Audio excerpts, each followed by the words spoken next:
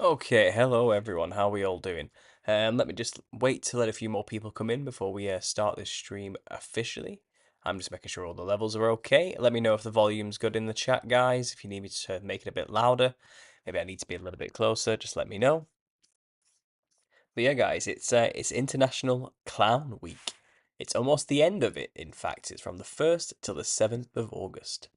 And I would be remiss as the guy who talks about the Nephilim looking like clowns if I didn't at least mention this once on my channel while it's happening.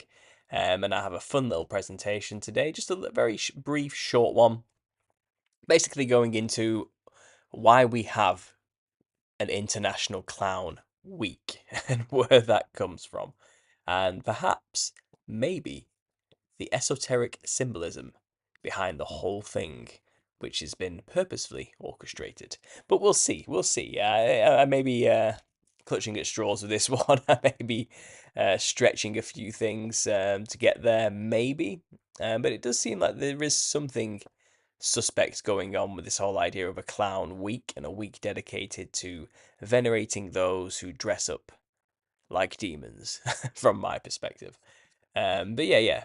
I have a little presentation about that today, and I'm hoping to then open it up to a Q&A session with you guys, just a bit of fun. Open it up to you guys asking me any questions at all, anything you want me to answer, and I'll answer those questions. So who knows where the topics will go after this little presentation. I'm open to anything and everything. If you want to ask something about the clown specifically, great. But if you have any, if you want my opinion on anything else in particular, don't hesitate to get those questions in as well. So like I said, guys, just going to wait for a few more people to roll in. I'll ramble on in the meantime while we're doing that. I obviously didn't pre-announce this show as much as I would have liked. I've been out all day with family, enjoying the seaside and the fun fair. Going to an arcade and putting 2p's into a machine and trying to get some tickets, as you do. Um, But yeah, it's been a fun day out with the family. But I came back, put my son to bed. He was exhausted, so he went out like a light, and here I am now. One thing I will say to those who are here early now, I may have to pause the live stream just for a little bit, just as an intermittent little break. At some point, I don't know when. It could be soon. It could be later. Because I am expecting a delivery, and it's the time slot has been pushed forward to a really obscure late time for me. At some point between 8 p.m. and 9:20 p.m. my delivery should turn up. So it's a wide window, and it could happen at any moment. So I may have to just do an intermittent break at that point. Maybe get a drink of water while I'm at it, and then the show will go on. Checking the chat here, we've got Stu Bedazzle. Thanks for being here. Says the volume's good. That's great. Amelia, thanks for being here. Ash, thanks for being here. And Peter Fogel. Some regular faces there. That's wonderful to see. Thanks for being here, guys. Make sure to click that live chat to actually be on live chat. Make sure you're not on top chat, otherwise you may miss each other's messages. But yeah, guys, last night I was on a podcast with the Sabbath at Midnight, a father and son podcast. It was interesting. I've talked with these guys before about the clowns. I've given them the rundown, the shtick, the usual message of what I do and what my work's all about in the last show. And in this latest one, we decided to go a bit deeper and expand on the Hatman phenomena, which has heavy ties to my own work with the clowns and the circuses and Freemasonry. Um, and obviously, then talking about the DMT psychedelic jesters and the things people experience on these things. And in the end, it turned into a discussion on addiction and cannabis addiction, which was great to talk about, something I have some experience about. And hopefully it will be an edifying talk for those who listen to it to help them break these addictions. So I'm looking in the chat here. I've got a 5.56 media only on Telegram. That's a bit of a mouthful. I'll call you 56 media from now on. And he says, I'm curious if the ancient Irish peoples that were found to be the oldest remains in the North and South America had the same stories as the American Indians in regards to giants. And if I remember correctly, your video says the giants had red hair too. Moshi Moshi there from the Drunk Wedding Photographer. Thanks for being here. Well, in regards to ancient Irish peoples, are we talking about the Tuatha De Danann here? Or people from that time? Are we talking about a pre-flood era? Or are we talking post-flood? The oldest remains in North and South America, are these the elongated skulls you're talking about that have been found? Um, I know, understand there is the story of the Paiute Indians in America who had to tussle and battle with tall, white-skinned, red-haired giants who were basically eating their peoples, and ended up smoking them out of a cave and burning them alive. That was called Lovelock Cave, and they were described as having very pale red, white skin and brilliant red hair. But there are plenty of other stories, of these megalithic structure builders were giants that were in the North Americas and South Americas. And it seems like North and South America was a stronghold for a lot of post-Diluvian giants. And I do believe during the whole culling of the land of Canaan, I do believe a lot of giants all over the earth as well were meeting a similar fate. I think it was a worldwide culling, and the story of the giants being driven out of the land of Canaan and utterly destroyed. I think any that did flee would have ended up around the world in certain pockets and tribes and cultures. And I do believe wherever the giants met human beings, the human beings would kill them. And that was kind of their God ordained fate to die at the hand of man. And like I said, North America is rife with stories of Indians battling with these giants.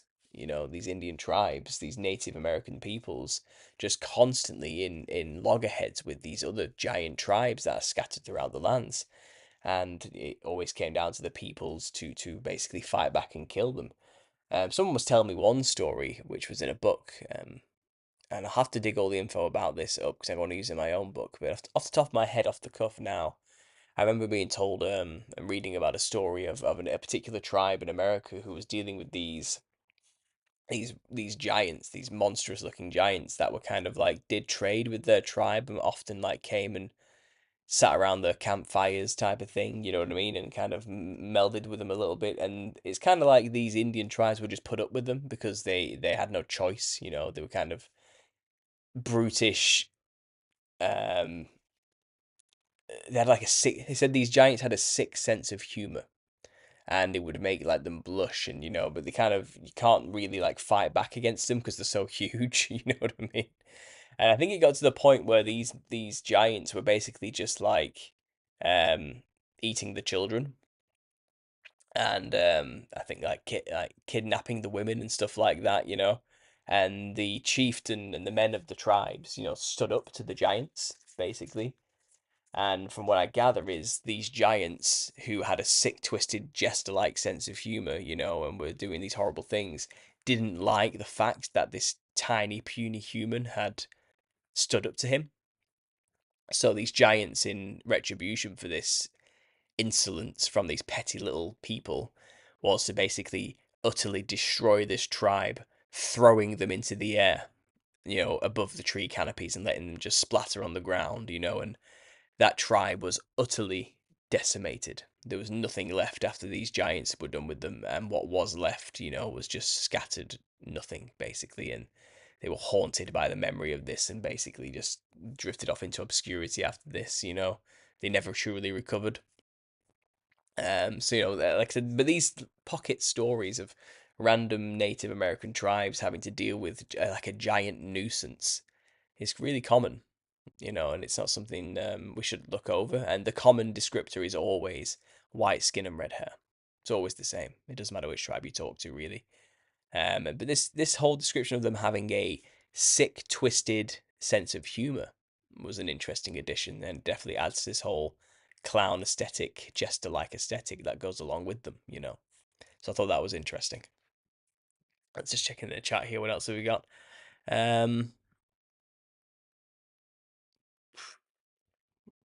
Bath Screen 5 says, I'm addicted to crack. I'm sorry to hear that.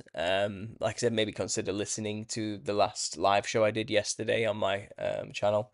The last half an hour of the 2.5 hour talk was about addiction, and maybe there's something that could help you.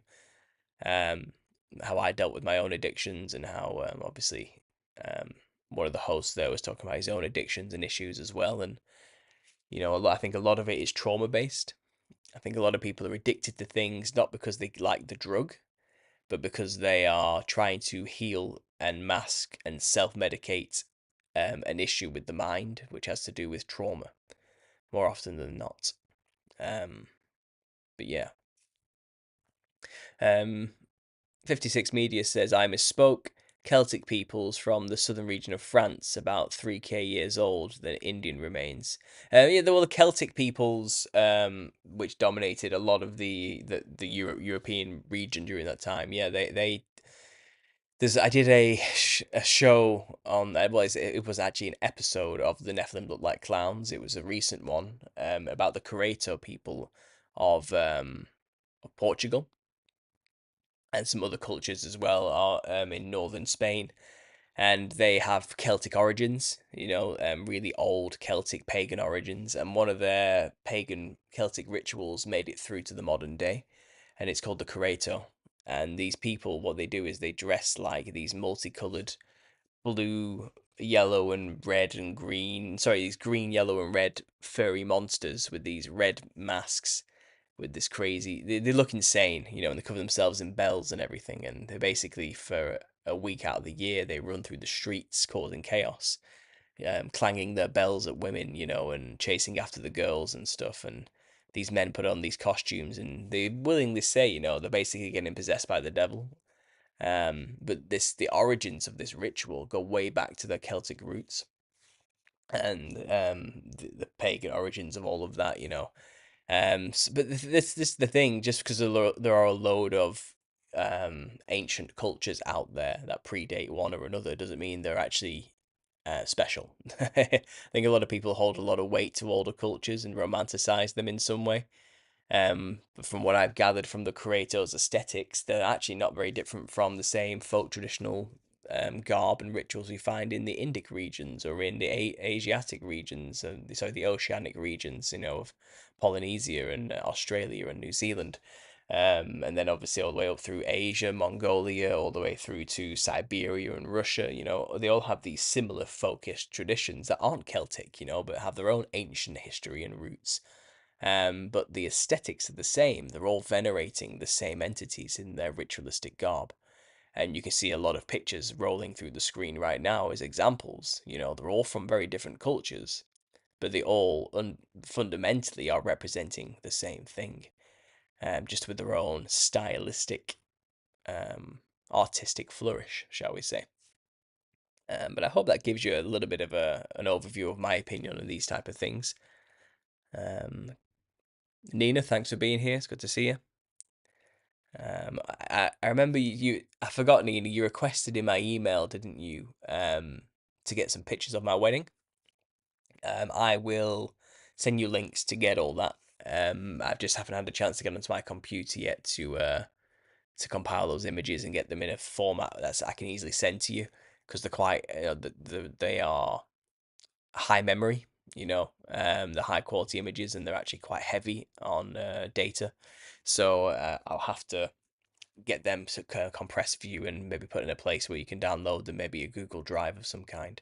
But I didn't forget that aspect of your email. Sorry about that. Um, Clovis culture, says Humble Stranger. The people's name began with a P.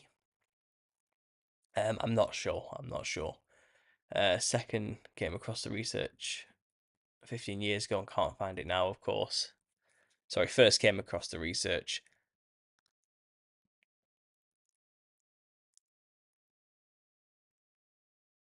Yeah, I know 5.56 is a caliber round, but I mean, I don't know what I'm supposed to do when saying your name. It's a very long name, so I'm just going to call you 56 Media, okay, to make things easier.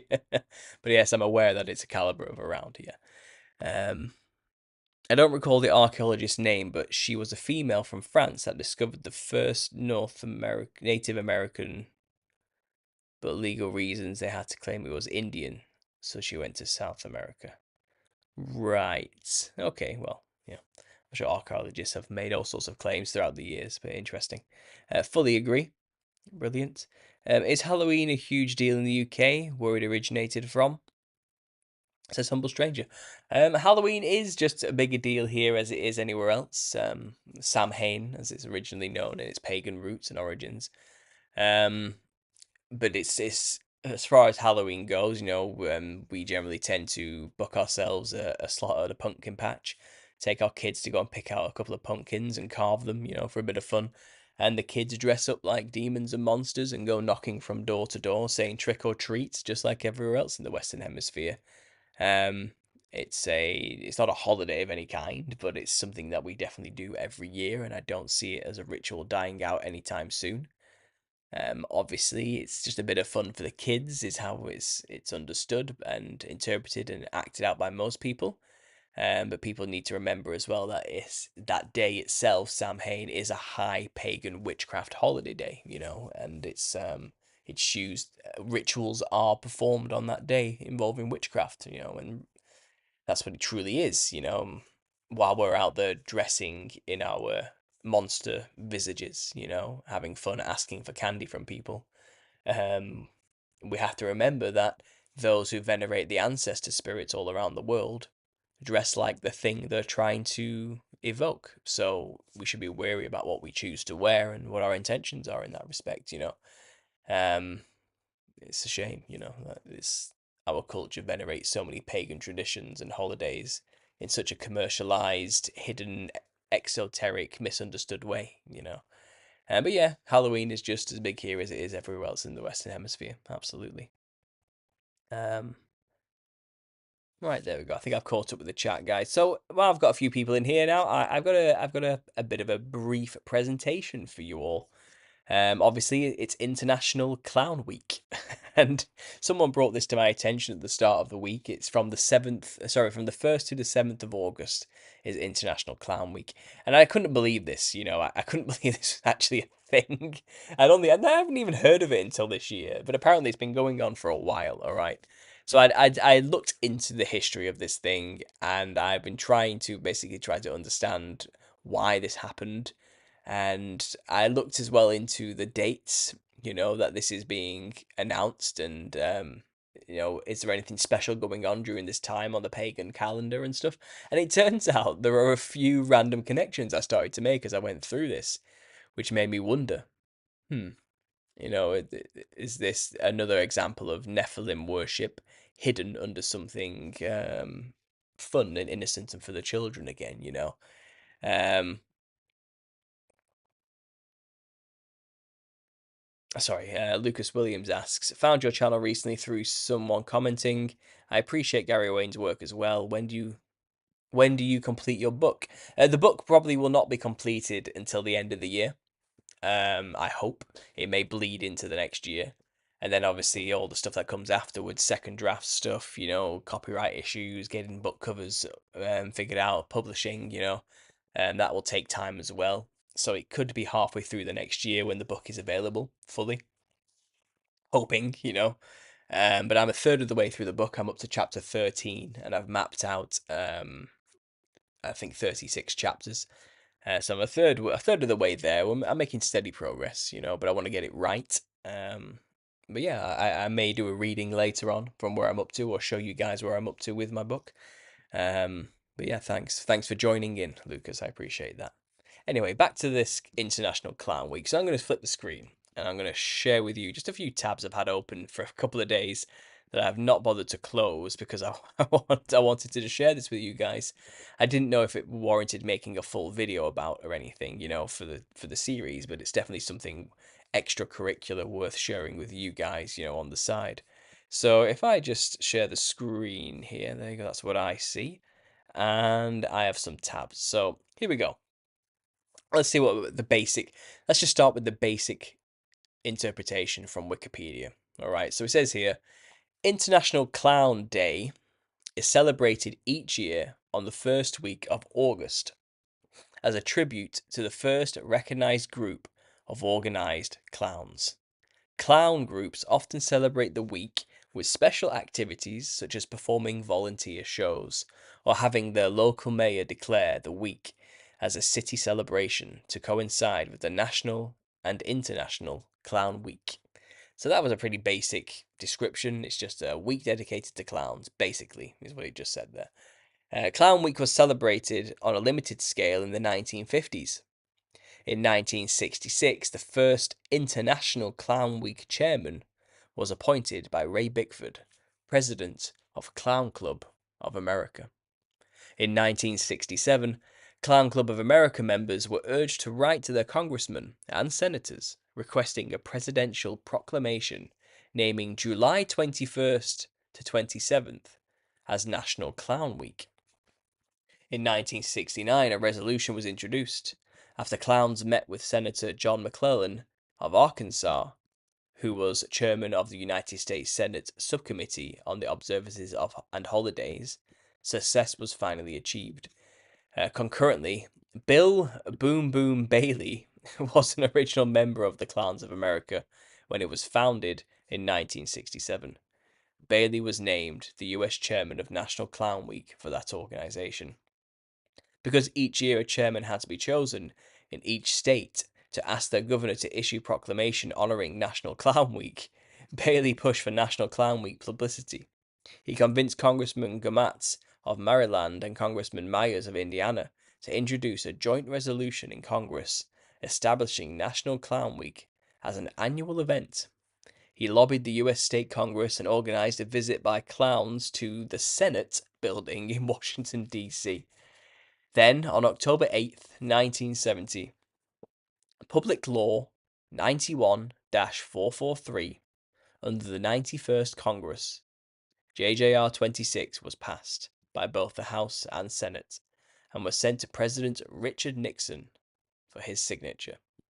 The joint resolution was signed into law by President Nixon on August 2nd, 1971. Many clown organizations have an international constituency, and over time, the Clown Week has expanded to be International Clown Week. So that's it. So it was signed in by Richard Nixon in 1971. There were these groups in each state that had their own coalition of clowns, which is the Clown Club of America, which is very bizarre. And they were always they were basically constantly pushing for their own senators to make this a thing, and eventually got through. So all these tabs, you open these actually, which we use as references, and I noticed nothing's there anymore. Oh snap! Something went wrong with this one, for example. Then if I click Mayor proclaiming Clown Week on this one, oops, cannot be found. There's no page for this anymore. Okay, apparently this never happened. How it all began, International Clown Week history. Click this one. It sent me to a gambling website which has absolutely nothing to do with Clown Week whatsoever. If I go to proclamation blah blah blah blah blah, this one actually gave me some information, and it's gone straight to the American Presidency Project, and it's a place that basically documents all the stuff. And this is the proclamation that was made. So it says here, this is what the speech that was made, the proclamation that was made by Richard Nixon at the time when making this a thing. So let's read into this. Whoever has heard the laughter of a child or seen sudden delight on the face of a lonely old man has understood in those brief moments mysteries deeper than love. All men are indebted to those who bring such moments of quiet splendor, who redeem sickness and pain with joy. All across America, good men in putty noses and baggy trousers, following a tradition as old as man's need to touch gently the lives of his fellow man, go into orphanages and children's hospitals, homes for the elderly and for the retarded, and give a part of themselves. Today, as always, clowns and the spirit they represent are as vital to the maintenance of our humanity as the builders and growers and the governors. So let's read that last sentence there. Never mind, the now politically incorrect phrase retard being used there. It was a different time, guys, you know. But it says here, today, as always, clowns and the spirit they represent are as vital to the maintenance of our humanity as the builders and growers and the governors. So, interesting choice of words. Clowns and the spirit they represent. And I have made, my life's work recently to espousing just what spirit they are representing. It's the spirits of the Nephilim, the disembodied spirits of once kings and rulers that dominated over all of mankind and ate them, who are half angel, half human, corrupted beings who had nothing but evil in their heart continuously and grew to be enormous sizes. They were all killed, and their souls, their spirits, stayed here on Earth, and they looked like clowns. And clowns are a modern caricatured representation of these entities. And here they are having their own week dedicated to them, you know, proclaimed by the president himself, who says clowns and the spirits they represent are vital to the maintenance of our humanity. Demons do run deep into our culture, especially American culture, as it was built by Freemasonry.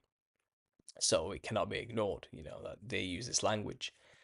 In the folklore of the world, as the persistent claim, is the persistent claim that the heart of a clown is sad, and that all the gladness he provokes is simply a facade for the pain he cannot reveal to the world.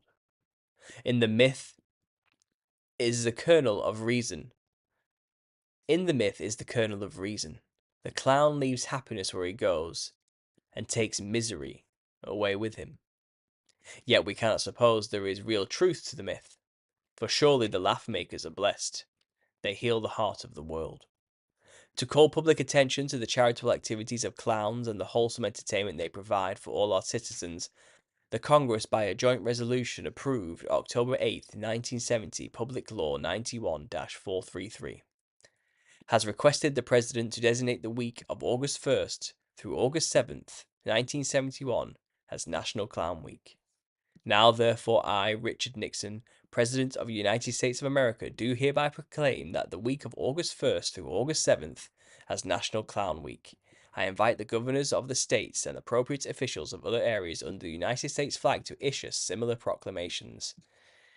I urge the people of the United States to recognize the contributions made by clowns and their entertainment at children's hospitals, charitable institutions, institutions for the mentally retarded, and generally helping to lift the spirits and boost the morale of our people. In witness thereof, I have hereunto set my hand this 2nd day of August, in the year of our Lord 1971, and of the independence of the United States of America, the 196. Signed, Richard Nixon. Now, guys, bear with me 1 second. Yeah, my delivery has turned up that I mentioned earlier. I did say I'm going to have to take a brief 5-minute break to deal with this situation. It's a big delivery. This is my only allotted time slot, so I am going to go silent for 5 minutes, but I will be back. Okay, so consider this a very short break, okay? So bear with me, please. Thank you.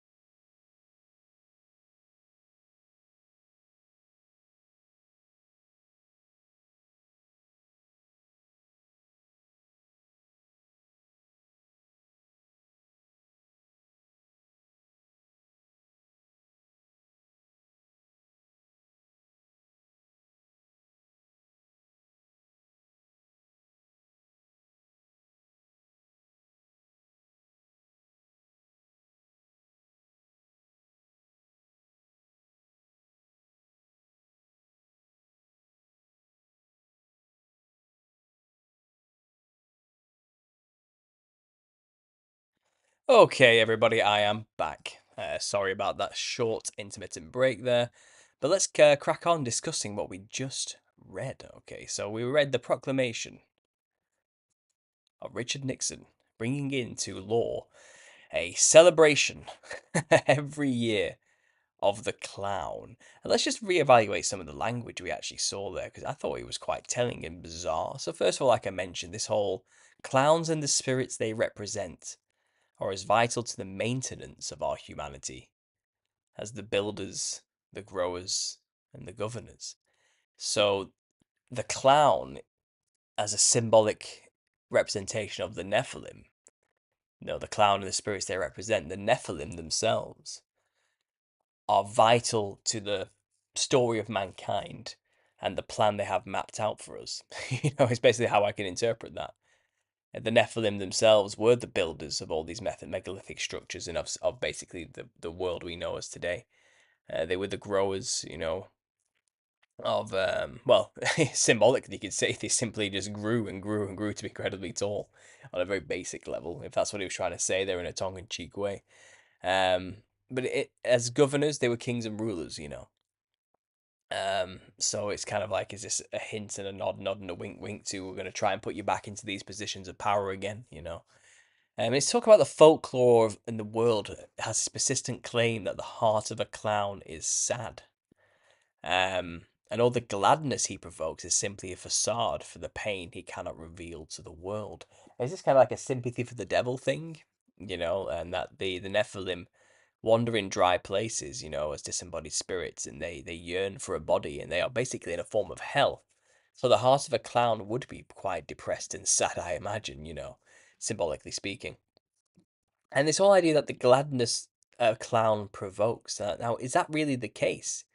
Seems like an awful lot of assumptions that, people, the clown actually makes people laugh.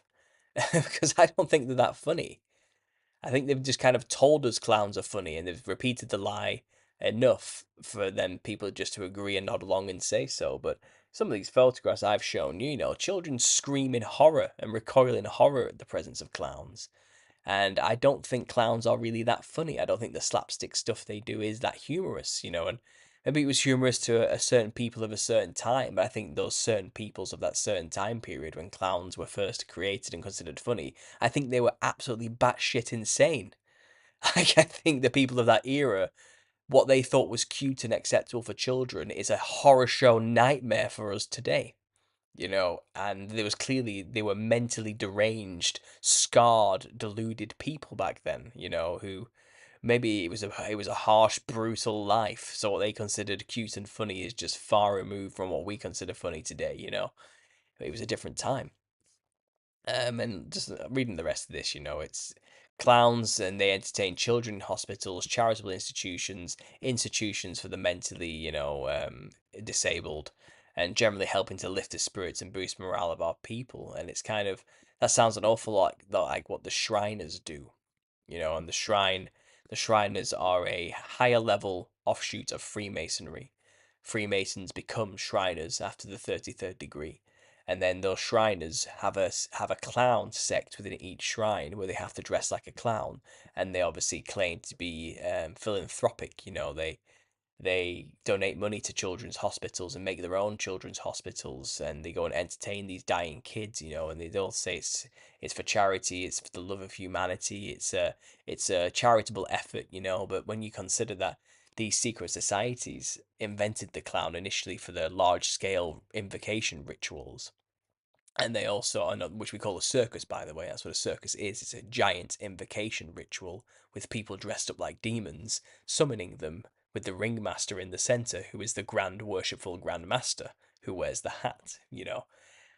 And then they have these Shriners having their own clown sects where they get to dress up like the Nephilim they truly worship. They are Satanists, Luciferian at its core, and they work with demons as the physical foot soldiers for the demons. They work in tandem. The demons are the foot soldier grunts of the spiritual realm.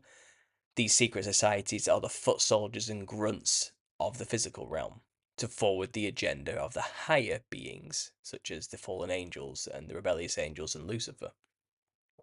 So, to be able to dress like a demon and have people think you're just doing it for the kids is perfect for them. That's what they do, and that's why they have this clown sex within the shrines. Um, and it seems like a nod and a wink to them. That's what this feels like to me. So I went into it and I tried to figure out, I found the law itself. It's here. 966. Oh, sorry, 9433. Here it is highlighted. And you'd have to tilt your head to read it. But here it is highlighted. Public Law 91433, providing for the designation of a day of bread and harvest festival week, which is interesting. That's what it was based on. So proclamation here. Law 91-433. Okay. So the Congress, by a joint resolution, approved Public Law 91-433 and has requested the President to designate the week of August 1st through August 7th as National Clown Week. I looked up the law 91433, as you can see here, and it has absolutely nothing to do with the clowns. Okay, what it says is providing for the designation of a day of bread and harvest festival week. Okay, that's what it actually says on the law. And then they've named it National Clown Week, but what it's really talking about is Harvest Festival Week and the Day of Bread. Okay, so this is actually something to do with a pagan fertility harvest festival of some kind. So its link seems to be to this. Okay, August 1st. This is when Lamas or Lunasad is the practice of this. It's this time period, August 1st to August 7th, is when this pagan ritual occurs.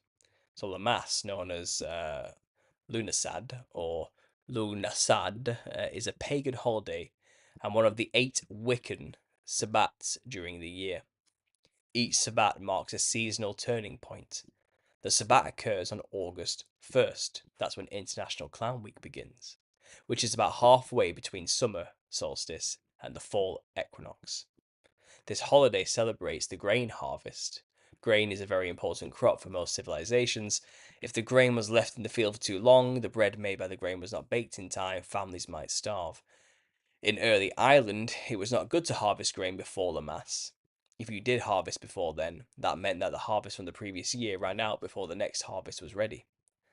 This meant that the farmers would have failed in providing for their community. Sorry guys, just checking something quickly there. On the Mass, the first sheaves of grain were cut, and by the night the first loaves of bread for that season will have been baked. The word Mass comes from an Old English phrase and translates to loaf mass. In early Christianity, the first loaves of the season were blessed by the church during Mass. In some productions, this day honours the Celtic god Lu. This celebration of the god Lu is referred to in Lunasad, pronounced Lunasa.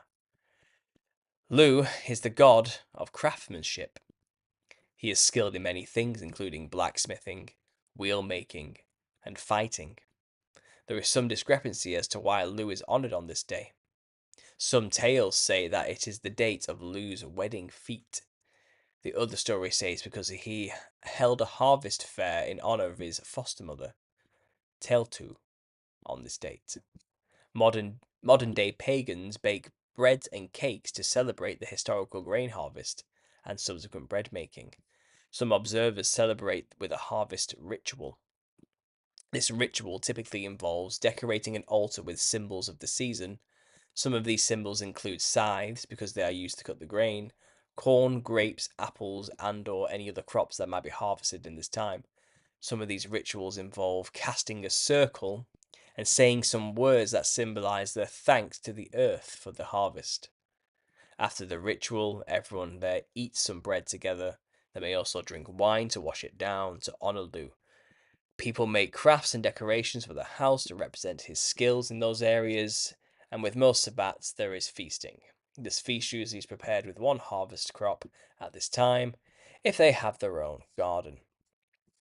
So there's books here on the mass and everything. It looks like they make corn or like husk dolls and things like that out of the corn and everything, whatever's there, the harvest, the wheat. Um, from Gaelic Nasad Games, Assembly of Lu, a Celtic deity or hero is what it's named after. So it's named after a god, a pagan god of some kind, when this harvest ritual takes place, which we now call National Clown Week, which is interesting. So let's look into this Lu, this character, this god. And I've seen this three-faced god appear many times. Here he is as a member of the Tuatha De Danann, the god of justice, war, kingship, craftsmen, skills, trade, and harvests. I feel like this is a Jesus Christ ripoff or analog, the God of justice, the one who brings, it basically serves up justice to the righteous, and to those who deserve it, basically. In Revelation, Jesus comes bringing a sword. He's come to reap the harvest. It's all this type of stuff. To bring his people and separate the wheat from the tares in the end times. Kingship. Obviously, Jesus is the king. Craftsmanship. Jesus was a carpenter with his skills. Trade maybe not so much, but it seems like it was a pagan rip-off version, and there's many of these all throughout the earth. Historically speaking, Zeitgeist tried to pass off all the sun gods as just another Jesus analog. But I do believe a lot of these gods were trying to model themselves after a what they assumed the Messiah to come would be, so they could lead people away and confuse them. So interesting, this is basically an antichrist figure. So Lu or Lug is a figure in Irish mythology, a member of the Tuatha De Danann, a group of supernatural beings.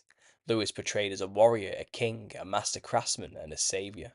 He is associated with skill and mastery of multiple disciplines, including the arts. Lu also has associations with oaths, truth, and the law, and therefore with rightful kingship. Lu is linked with the harvest festival, which bears his name. Most common epithets are Lamfada, long hand or long arm, possibly for his skill with the spear or his ability as a ruler, or that he was just a long armed giant, perhaps. Equally skilled in many arts. This is interesting. In mythology, Lu is the son of Cyan, which is similar to Cain, and Ethniu or Ethliu. He is the maternal grandson of the Fomorian tyrant Belor, whom Lu kills in the Battle of Magturad. Lu's son is the hero, who is believed to be an incarnation of Lu. Lu has several magical possessions. He wields an unstoppable fiery spear, a sling stone, and owns a hound named Phalenus. He is said to have invented Fidshell, a ball game, and horse racing. He corresponds to the pan-Celtic god Lugus and his Welsh counterparts Lulor Giffey. I can't pronounce that. I'm not Welsh. He has also been equated to Mercury.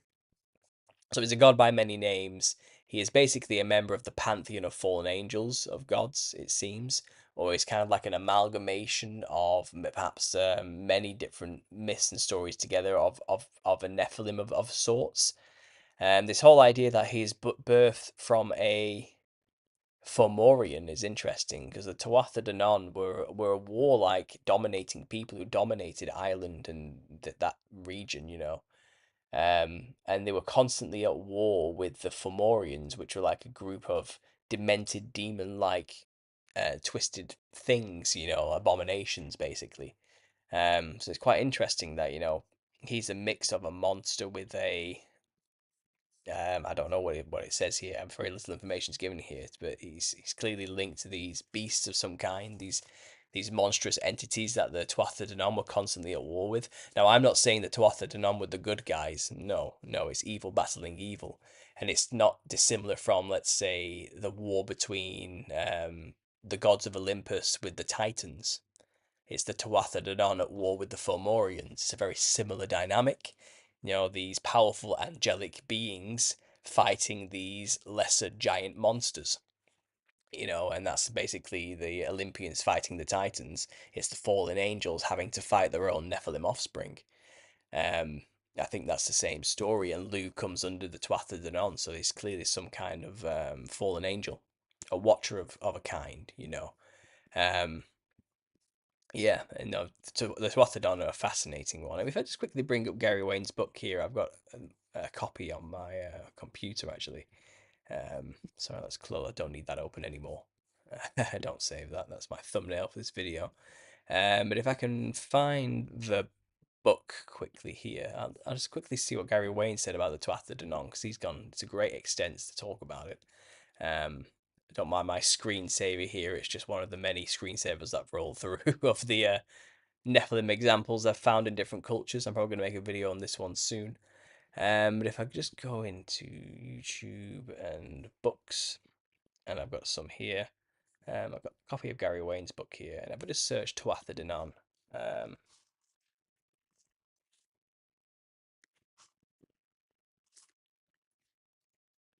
yeah, so it's found on 30 pages. So here we go. Atlantean giants, according to Frank Joseph, author of The Destruction of Atlantis, possess ruddy white skin with blonde and red hair and glowing eyes. We will learn of other ancient giants who also possessed fair skin and were known as Lucent or the Shining Gods, and giants such as the Tuatha De Danann and fairy folk from the Ringlord tradition, whose appearance was identical to the portraits etched into Egyptian monuments. So there we go, links to the Nephilim straight away with the Tuatha De Danann here. This shadowy Tuatha De Danann tradition, Tuatha were the Celtic pantheon of earthborn gods that were created from the mother goddess Danu, Dispater, and Dispater is the sky god, from the goddess Danu and the sky god. So the goddess Danu is a representation of the daughters of Cain, and Dispater, the sky god, is the watchers that descended from heaven. You find this as a common descriptor, I mean, in a lot of cultures, of Mother Earth mating with Father Sky. That's how they describe it basically. But it's basically the wombs of the earth, the women of the earth mating with divine entities that came down from heaven, basically. So the Tuatha De Danann in this seem to be Nephilim, who were posing as gods, basically. Danu is the divine water that came from heaven to the primeval chaos of earth, creating the holy river, the Danube.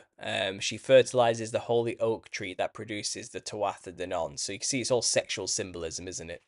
The Nephilim, which is why the oak is revered in Druidic traditions.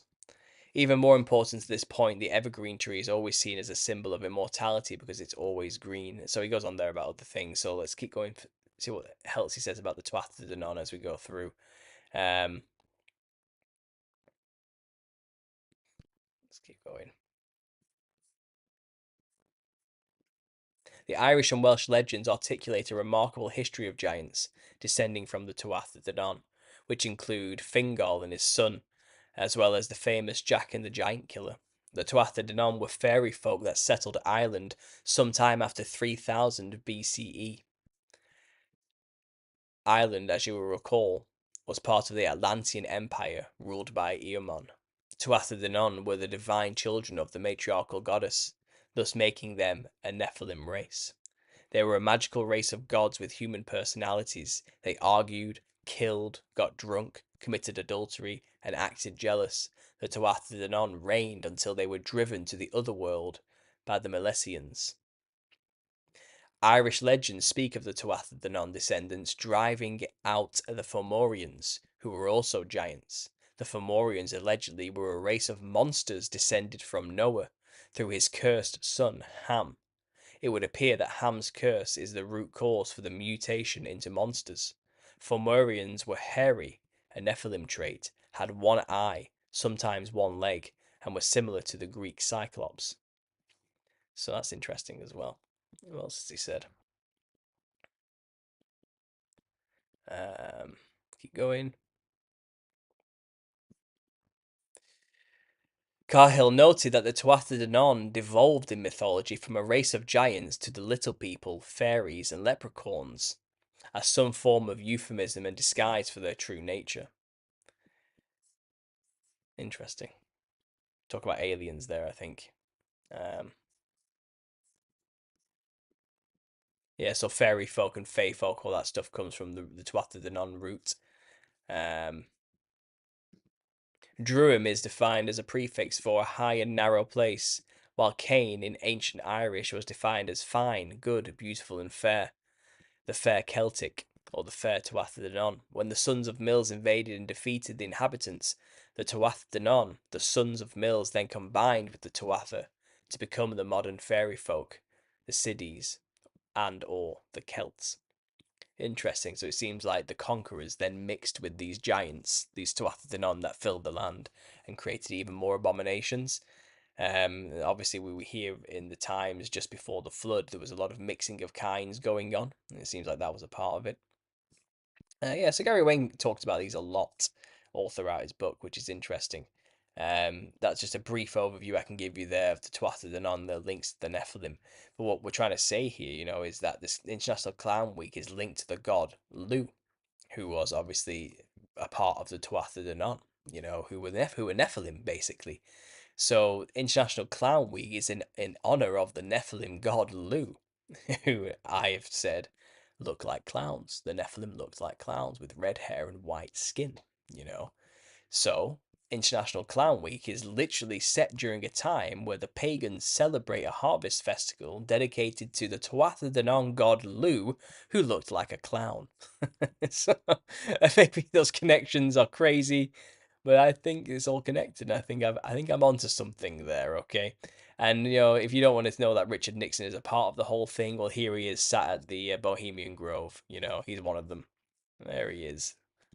Okay, who do mock sacrifices to Moloch, the giant owl god, in front of a huge redwood, every year at this shady organization where the most rich and powerful men in the world get together and do the crazy rituals. So they're all in on it. They're all having a laugh. They're all pagan god worshippers, and like I said, Lou, member of the Tuatha De Danann, who were a race of red-haired, white-skinned giants who looked like clowns, who settled in Ireland, who, have this harvest festival dedicated to him, which happens during the 1st to the 7th of August, the same week in which National Clown Week has been announced. So, it's their way of venerating the gods, hidden under the guise of just celebrating people who make other people laugh while dressed in silly costumes. So now people dress in silly costumes and venerate and pay homage to the clown every year during this week.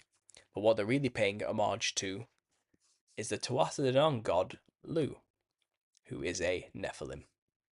So there you go. Short presentation. Some odd connections made there. I thought were worth sharing with you guys. Just to try and get to the bottom of what this clown week thing is. I think I made some solid connections there. I think there's something to it, I don't think it was all a load of bollocks what I just said there. I think there was something. Let's see if Gary Wayne mentioned Lou actually himself. I just want to check. No. No, the god Lou wasn't mentioned there. Let's go by his other names. What other names did we have? Lugus. Let's try Lugus. This is just a bit of fun I'm doing here, guys. A bit of research fun. Lugus. Nope, nothing. But he also went by the name of Mercury, so I think Mercury's been mentioned plenty of times. Enoch was similar to the Greek god Mercury, which is also consistent with Enoch having walked with God. Egyptian communicated with gods just as Enoch and Mercury did. Hermes was concluded to be an ancient Egyptian priest who was the inventor of all the sciences. So yeah, there's a Hermes and Mercury, Thoth and Hermes, the ones who wrote the Emerald Tablets of Thoth. Mercury was considered a messenger to the gods that could also be viewed as an intercessor, just as Thoth was viewed as an intercessor with the gods of Egypt. Just another Nephilim character. Mercury, you have to understand, as a messenger to the gods, as he mentions here, counselor to the antediluvian kings, possessing the secrets to the heavenly knowledge and the intermediaries between humankind and the gods. And that's what the Nephilim were. They were the link between mankind and the fallen angels. Mankind prayed and gave heed and worship to the Nephilim, who in turn would send those messages to their creators, which were the rebellious angels. They were like messengers. I talked to him yesterday about Ishu, who is a Yoruba god, a trickster god, a Nephilim of sorts, who is also a messenger character who sends messages from Earth up to heaven, and this is the same as Mercury here, or let's say the same as Lu, as we mentioned in Tuatha De Danann. I think it's all talking about the same entities under many different names and guises, worshipped by different cultures under many identities, but it's all the same character. Fundamentally, it all comes under the same characters, or maybe multiple characters who had similar traits but still played the same roles. It's hard to say, really. I wasn't there. But let me just quickly switch this back to the slideshow, and let's see what you guys have to say about that little presentation there. Let's see if you got anything from it. But yeah, International Clown Week. What do you know? What do you know?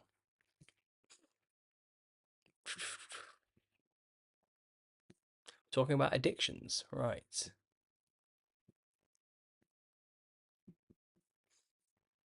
Trying to catch up with this chat. It's like it's been getting away from me since I was last there. Uh,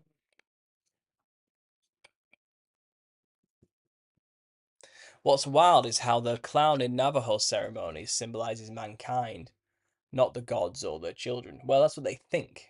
I think they've forgotten, to be honest, what they truly do when they represent these characters. I think they have. I think they have a culture which was created during a time when they venerated the Nephilim. And they created all these characters and dresses to mimic the gods at the time. All these gods were wiped out and removed and disappeared, but the culture carried on with the traditions and dressed in these ways. As you can see on the screen here, for example, this is in Papua New Guinea. Same thing.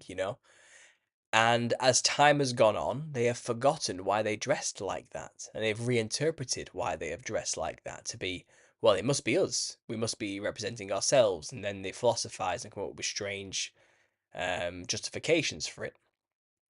Or they say, well, we're just representing our ancestors then, you know, forgetting that those ancestors they're referring to aren't their true family members. They are the creators of their civilization and their culture, which were the Nephilim. So I would say that in response to that, what you just said, the history's mysteries. Um,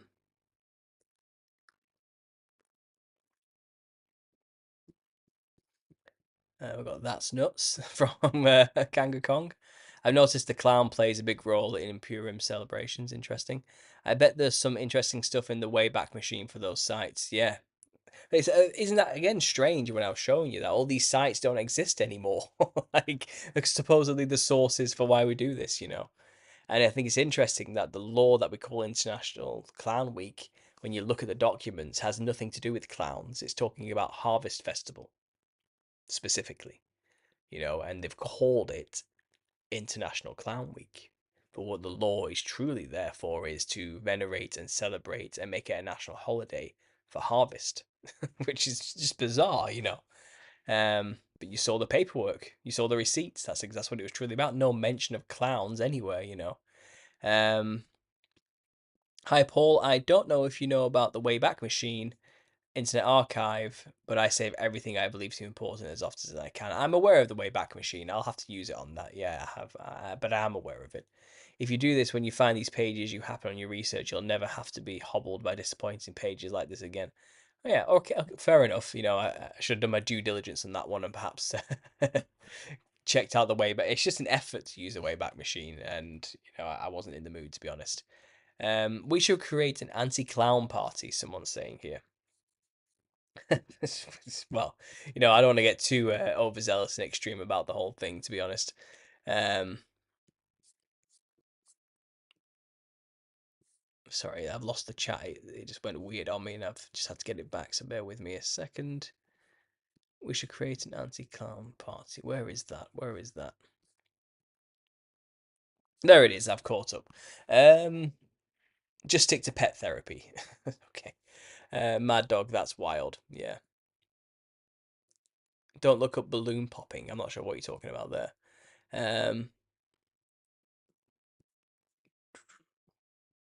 The teacher's gone. Let's flip the tables over, says drunk wedding photographer. Yeah. Well, I'm glad you guys stuck around anyway. Um, My relatives from France are visiting, says Humble Stranger. They say they want to experience an American Halloween because they don't do much in France. Maybe they're not. Well, the French are a different breed of European, to be honest. I went to France for my honeymoon, and I'm gonna say it. I wasn't impressed with the French. I really wasn't. They were very rude. They were, and Paris specifically. Maybe it's Parisians I'm talking about here, not really all the French, but um, Paris is not a city that accommodates for children. I'll say that now. Okay, especially young children with prams. They do not care and they do not accommodate for it, and they just consider children a nuisance. You know, and they can, I don't know. It's full of thieves as well. Paris is just an absolutely awful place. I'm not gonna lie. So maybe I'm tainted with my opinion on that. But it would surprise me that the French don't hold much weight to Halloween. It wouldn't surprise me as the type of people they are. No time for that kind of juvenile nonsense sort of attitude. Um, Personally, I don't like Halloween anymore, but I used to love it. Yeah, I haven't followed Halloween in years. I haven't dressed up since I was a teenager for anything Halloween related. It's not. I've never really saw the appeal. Even as a kid, I wasn't bothered. I've always just kind of been like that.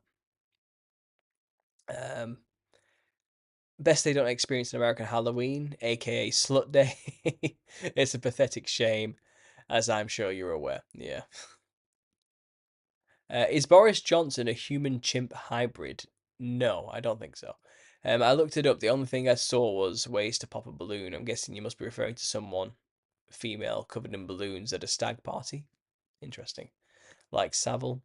Well, they used to have baby burlesque shows. Oh, that's disturbing. It was a girl who liked to pop balloons by sitting on them. It may be considered adult material on YouTube because it's become a fetish to watch. I don't remember if she was dressed as a clown or not. That does sound weird. Yeah, that does sound strange. Was Lucifer a human before then turned into a Nephilim god? I think you're confused about what Lucifer is there, Bath Scream 5.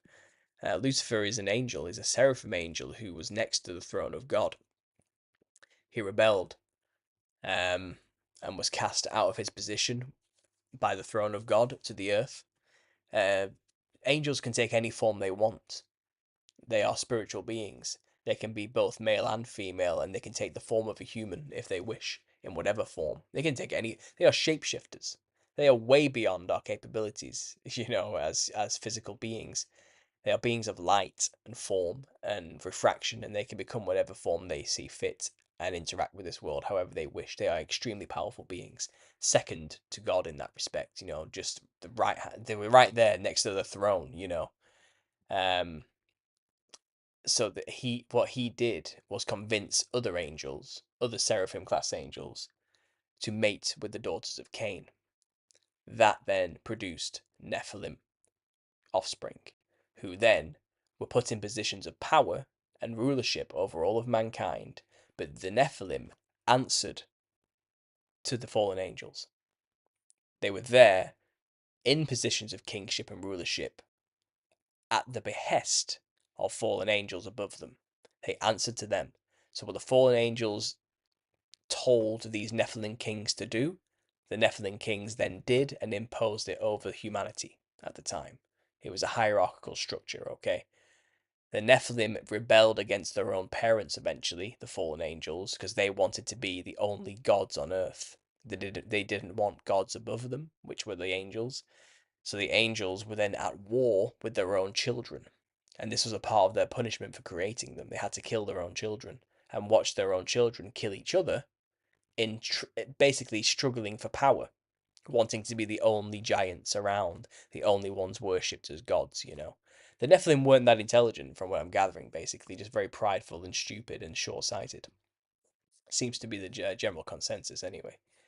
Um, but yeah, it sounds like you're a little bit confused about what's going on there. Lucifer was never a human, and never has been, never will be.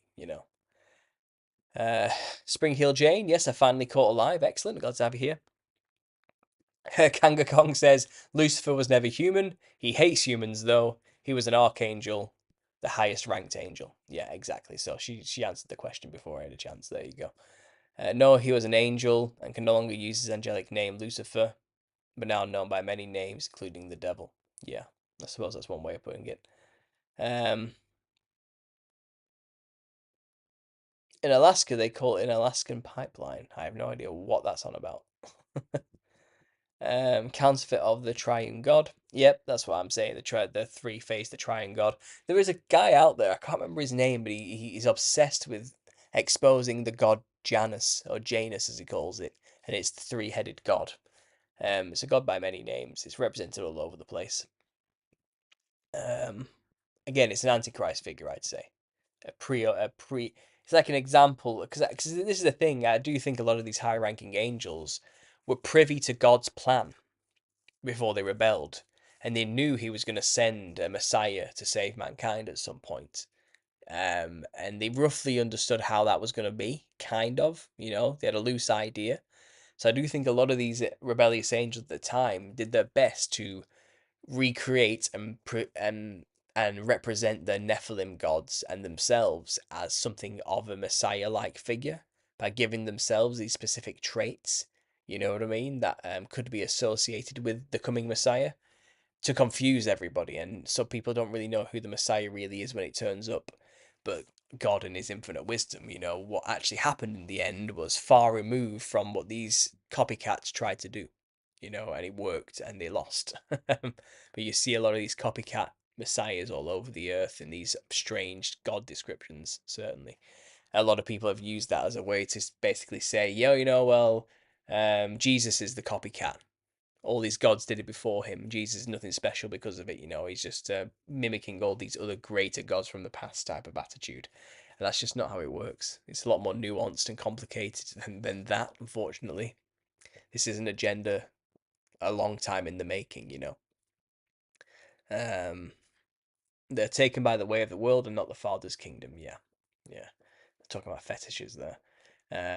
Same as politics. Both sides want a new world order, but will hold power is what they who will hold power is what they fight for. Exactly. I wonder how clowns became associated with balloons. Did the circus always have balloons, or did clowns bring them to the circus? Have balloons always come in rainbow colours? That's an interesting point, Amelia. I've never actually considered the balloon aspect into all of this. Um, there is that song, isn't there? 99 red balloons. Um, the balloon must symbolize something specific. Is it the idea of it being an empty vessel? Um, I don't know, because if you think symbolic of a balloon, it's this thing that captures an invisible source and it embodies the skin, and the skin expands, doesn't it? And it gets filled with this essence, whether that be helium or air or whatever it is, or the breath of life, even, the breath of a human. I think it's interesting that it's held within this thin veiled skin, like a vessel. And when you pop the skin, it dissipates with the rest of the reality of the air. And there's something symbolic about all of that, as it being the Nephilim are searching for a vessel with the breath of life to which they could inhabit. Again, I'm spitballing here, trying to break down the symbolism of a balloon and how it could be interpreted just from an artistic perspective. I could be wrong with that interpretation. I don't know. I'm gonna have to do some research, and yeah, maybe there's a video coming out of this somewhere down the line. I think. Amelia says, "I just remembered one of my earliest memories of a clown lamp by my bed who held a fistful of red balloons." Yeah, scary. I remember in it reading the book. These balloons float through this library and explode in people's faces and all over the room, and they're filled with blood, and no one can see the blood that's splattering everywhere. Only the person who's being fear-loosed by the it monster. Yeah, there's definitely something about balloons that needs looking into. So thanks for bringing that to my attention. For the one who rules this world, being the father of all lies, he certainly isn't that good if he needed to corrupt and tell so many of them in the hopes of pulling away from the Father Almighty. Yeah, both parties are a part of it. They're all in on the same thing. They all chip away into the agenda. Absolutely, two wings of the same bird. We all know here. We're all in on it. We know the game. We see through their symbols. We understand the language of symbols. That's what we've basically done by learning about all this stuff. to the point where we can see their language, what they're truly trying to say now through the symbols. I mean, look at this one on the screen now, this Shriner symbol here. You know, what were they really trying to say with these pins and these symbols? Well, now we know. You know, our gods, the Nephilim, the offspring of Cain, who, again, from what I've seen, his mark appears to have been white skin, you know, just like a clown. Glad to catch this live. Hello, Paul from Zolodius. Great to see you. Thanks for being here. Hope the family's all right. Bass Screen 5, you're a brilliant speaker. Well, thank you very much. Do you think Ronald McDonald, the clown, not the founder, was a Nephilim? Possibly. Ronald McDonald, I think it may have been this thing in the past, to show your allegiance to who you truly stand with. Why not put a mascot as your business to be the clown? And then those who understand the language of symbols will understand that, the person who made this company must be on our side without having to say it. They can show it by bringing a demonic entity as their logo, as the mascot, which is Ronald McDonald the clown. I think it's a language. The symbol of a clown is like a hieroglyph that they put on their products, put within their shows, whatever it is, or even on their persons or their bodies by dressing that way, and it shows their allegiance to the cause, to the agenda, to the secret societies. I also venerate the Nephilim and work with demons, type of thing. It's a symbol, that's what the clown represents. The clown is a symbol that represents demons, the Nephilim, our gods. From their perspective, that's what they're trying to say. This is my god, type of thing. Obviously, it's corrupt as hell and it's all evil, but that's what the clown symbol is for, I believe. I'm going to ask Paul. Any thoughts on why clowns are associated with balloons? Well, I think I've already answered that question there, Kanga Kong, but you're right, yeah. um, my wife says Paris sucked. Yeah. Paris is a beautiful city. The people are trash. That's what I'm gonna say. Is a pram the English word for a carriage or a stroller? It is. Yeah, we call them prams here. Yeah, probably should have made that clear. I don't care for any holidays anymore. I'm keeping a few Christmas ornaments that I really like and getting rid of the rest. Yeah. Well, we're not doing Santa Claus, me and my wife. We're not into that. For obvious reasons. I don't want to lie to my child being the number one reason and pretend that this man exists. That's basically a god ripoff, an all-knowing entity, that knows if you're good or bad and gives you gifts based on it. It's some kind of weird Egyptian judgment of your soul god ripoff in my. It's basically the devil. It's Satan's claws. It's Santa Claus. It's the red and white and black Satanist symbolic figure of pagan iconography. The shamans of the yurt peoples of Siberia. Who used to collect mushrooms and dry them out on pine trees, just like we decorate our trees with shiny baubles, just like these psychedelic mushrooms would have looked. And then these shamans then the shaman, by the way, has a big sack, full of mushrooms with a big white beard, who would then sell the psychedelic mushrooms to the peoples in the yurts by going down the chimneys because the yurts were all snowed in, and you couldn't get through the front doors anymore, and then this is where we get all this stuff from, The similarities are uncanny. And then they would dry out the mushrooms that they got from the shamans over the fireplace in stockings, in socks, and then in the morning they would trip balls by eating what's in the stocking that they dried out overnight. And plus a lot of other pagan iconography, some all other cultures kind of melded together into this commercialized satanic pagan thing we call Santa Claus. And I'm not going to tell my child this person exists. I'm going to let them know that I gave them a gift because I love them and I worked hard to get the money together to give them this gift. I'm going to tell them the honest truth, you know, not just lie to them. And we have had a lot of kickback from telling all our family members that, but we don't care.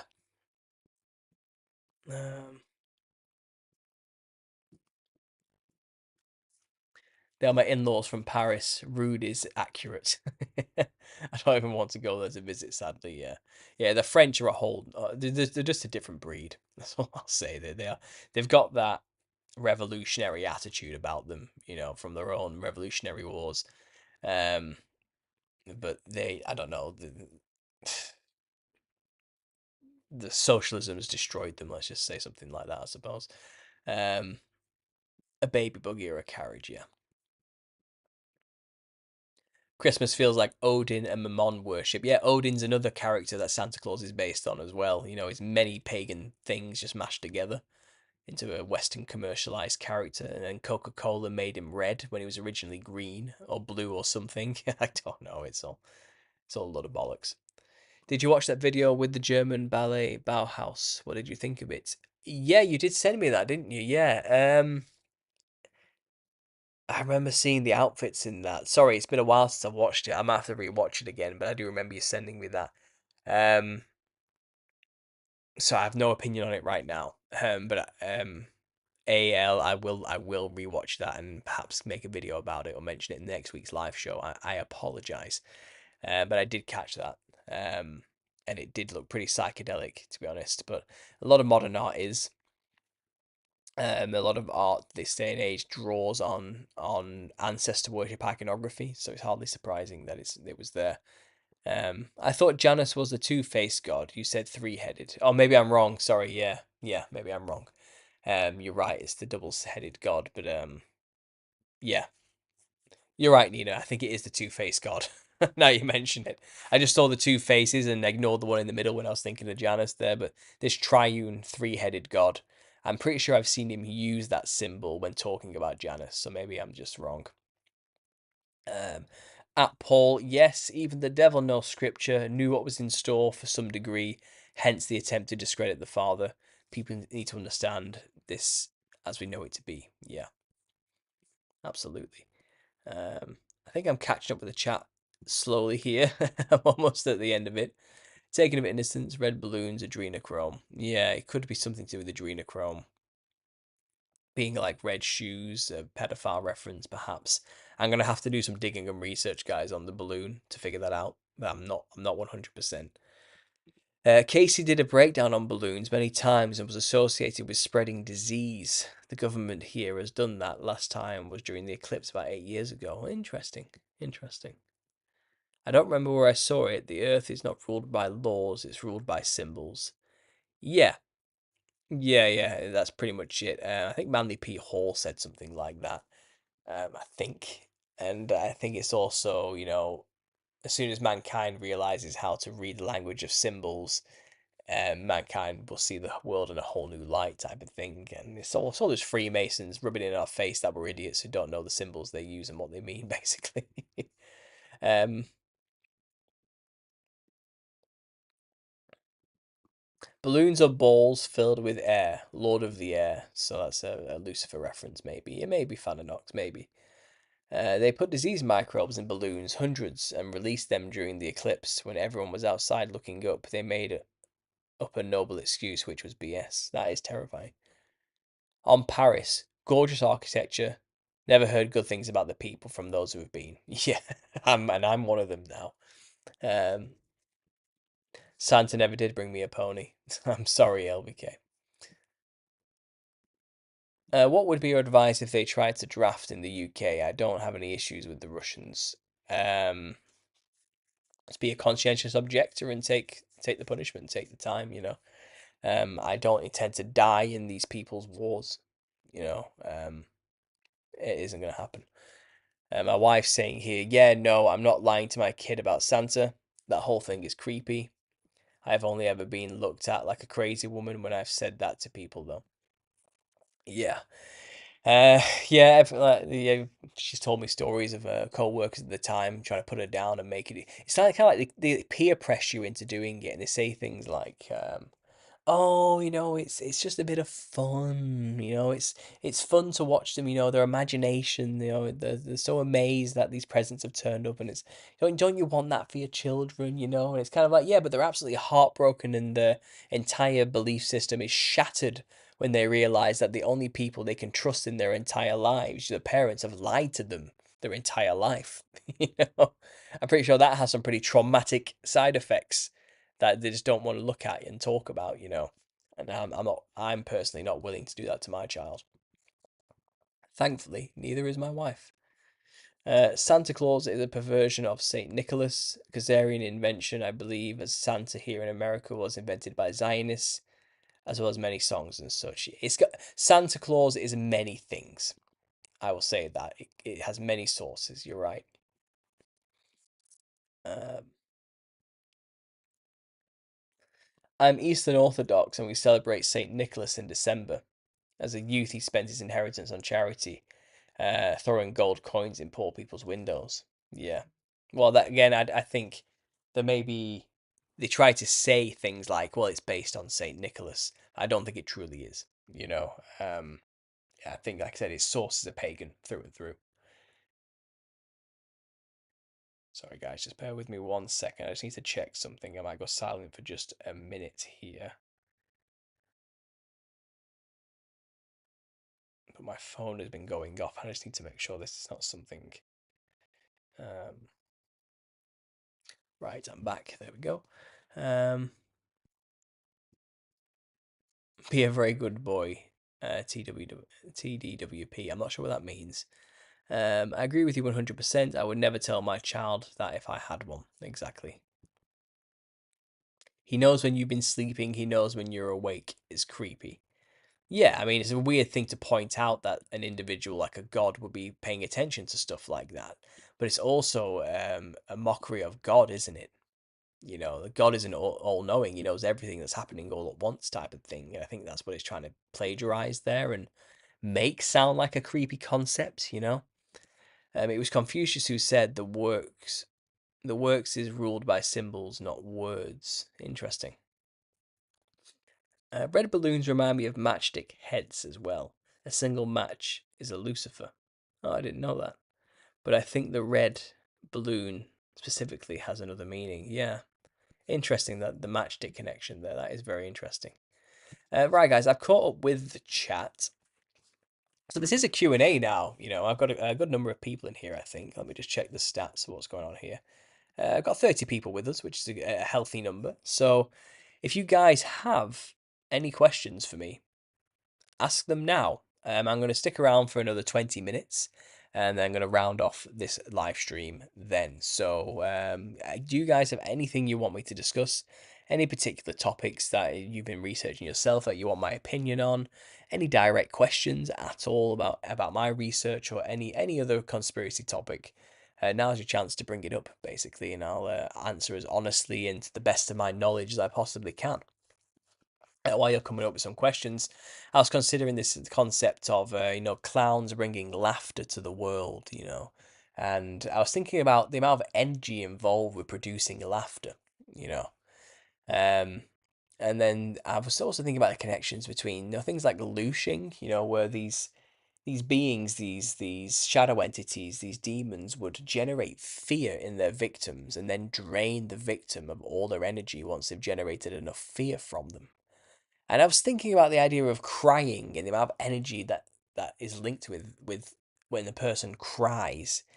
Crying is a negative emotion, not dissimilar from, let's say, being in absolute fear. And it produces a lot of energy, and I wonder if that's something else that they do. But then I was thinking about clowns are there to make people laugh. And I think there's a fine line between crying and laughing.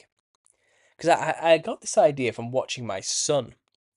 So my son has these, obviously he's 2 years old almost, and he has these meltdown tantrums where he's just crying and whining and whining and whining.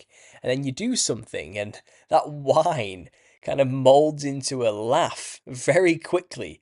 And it's kind of like a crying, sad, happy laughter noise. It's very bizarre.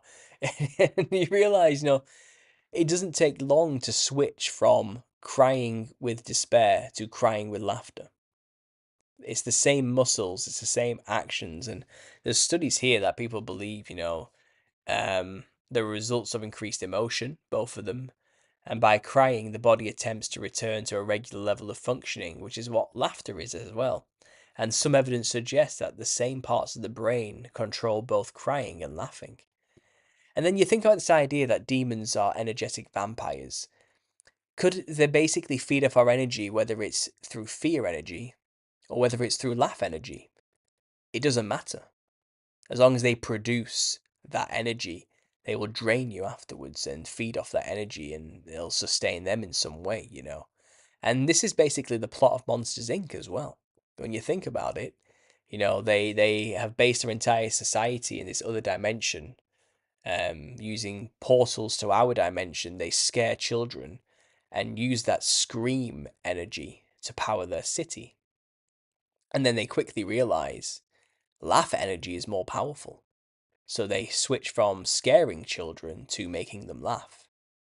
And then they use that energy to fuel their society and their world.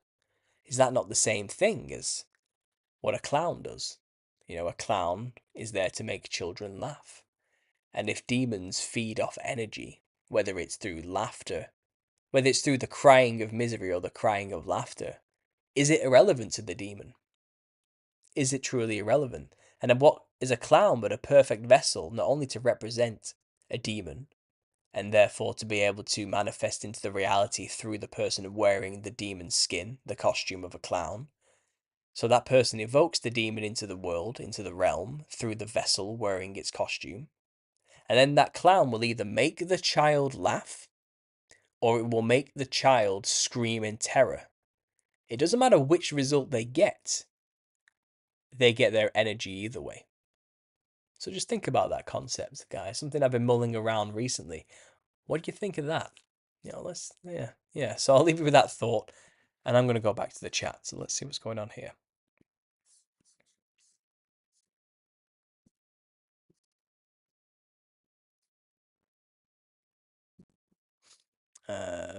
Okay, so I've caught up with the chat. My wife says, I find it bizarre that people think I'm ripping the joy out of Christmas by not lying to my child. I couldn't have phrased it better myself. Wyo Dino, thanks for being here. He says he's late. Don't worry about it. You can always pull the chat back. The movie Q, The Winged Serpent, has a scene with a bunch of red balloons. Interesting. I'll have to look into that. That's definitely a connection worth bringing up. Do you have a video where you've touched on the Jester / Joker in a deck of cards? I haven't specifically, actually, no. But it wouldn't surprise me if basically that just represents the, it's like the ghost in the machine thing. It's the wild card within the deck of cards. The deck of cards and the numerical patterns and represents basically the structure of reality. And embedded within the code of reality, all the shapes and numbers is the Joker, which is basically like the mime and representing a black and white fractal identity trapped within an invisible wall or a box. It's the Joker within the deck of cards. I think symbolically speaking, it's perfect. It's a perfect metaphor for the Nephilim situation. And whoever designed that, I haven't looked into it specifically, probably, you know, had that in mind when doing it. And also the Jester and the Joker is the wild card. It can be any card, you know, it's a shapeshifter in that respect. And it's also it's up to you how you want to use the Jester within a game you create, you know, and it's also a useless card at the same time. It doesn't mean anything or do anything. It isn't used within the game. So there's a lot of symbolic references there I can just pull off the top of my head from an artistic perspective. But I don't know specifically yet, and it's not something I've focused on. I've been mainly focusing on the folk traditions and their representations of the Nephilim, or what they call ancestor spirits, in their artwork and their performances and rituals. Because I think that's something we can really use as real world examples that are undeniable to prove my theory. When it comes to things like why is the Joker in a deck of cards, it really is just all speculation, you know, and doesn't prove or really offer much, I would say, to what my theory is trying to be. But it's still an interesting concept, and I hope that answered your question, what I said initially. 100%, because if you laugh so hard, you end up crying, says the drunk wedding photographer. Yeah, there's something weird about it. 56 Media says, thanks for the video. God be with you all here. No problem. Thanks for being here. Almost like clowns wants to create that reaction. Yeah, exactly. I know it's just the little connections I've been making, and I think I've come across something. I think there's something to that. I really do. The it's the perfect thing. Either you're terrified of clowns or you think they're funny, you know. And whatever the reaction is, the energy is still produced and then drained from its victims, you know. So it's just just an interesting thought. Again, it could be nothing, it could be something, but it's definitely something to keep in mind.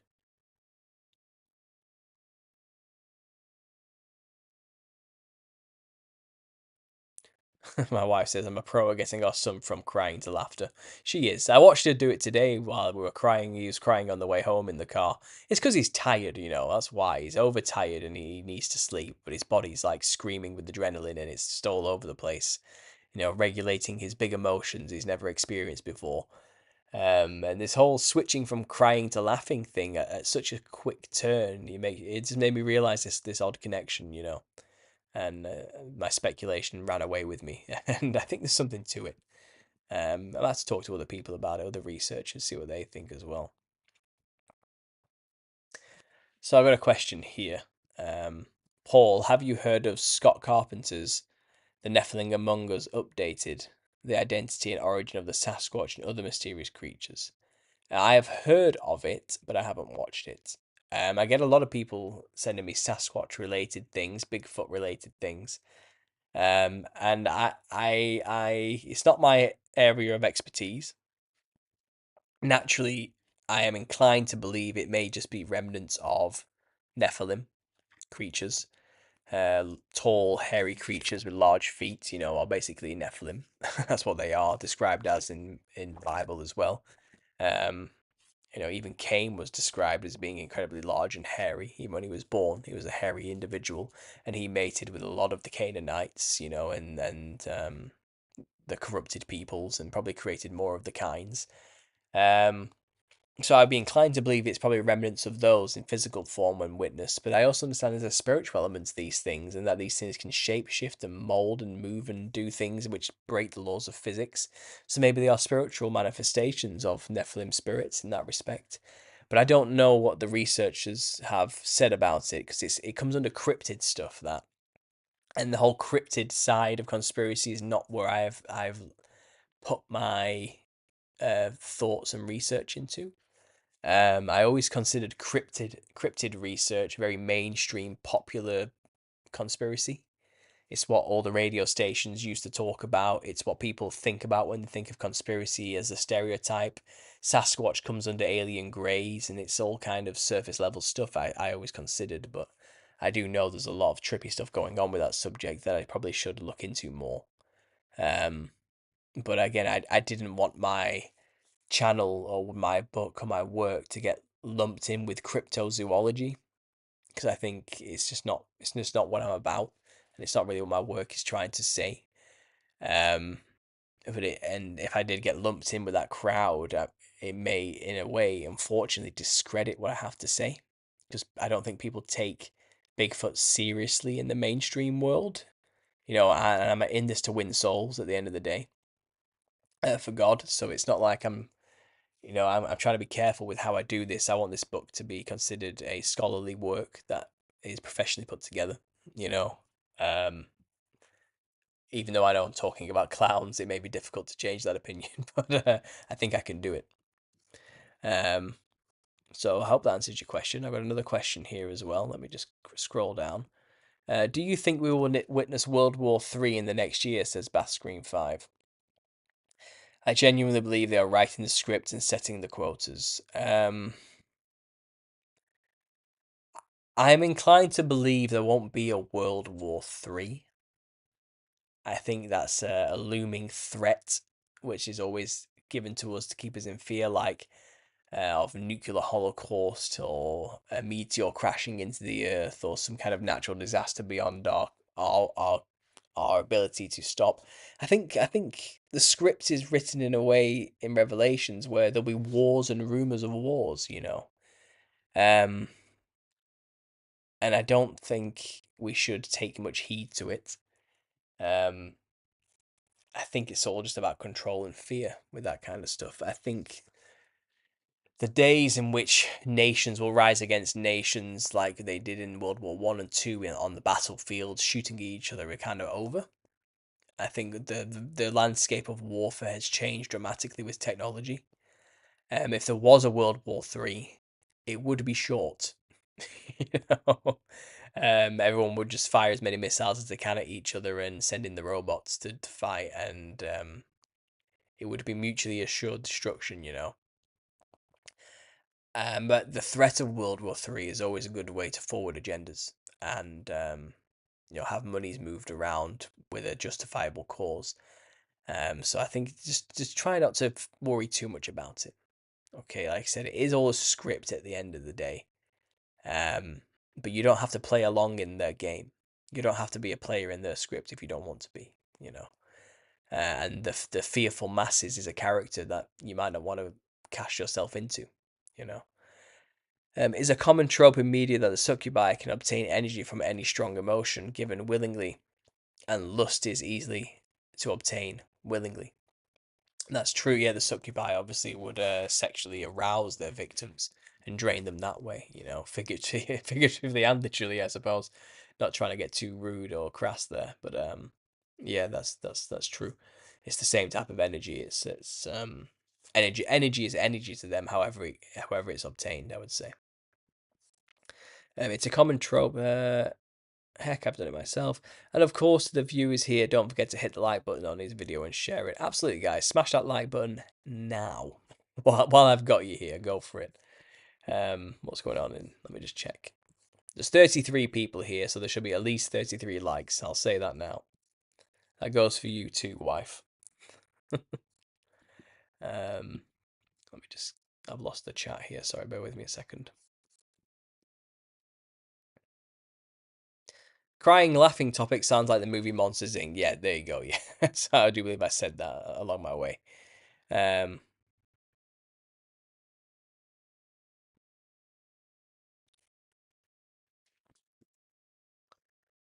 connection of Monsters Inc. with adrenochrome, yeah.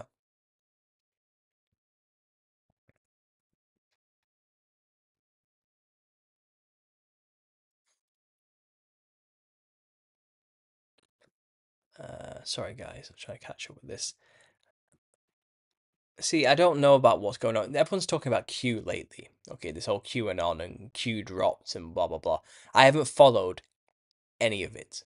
I have not looked into any of it. I have no idea what it is, who's created it, what they're saying, or anything at all. I just hear people talking about QAnon and Q and all this type of stuff.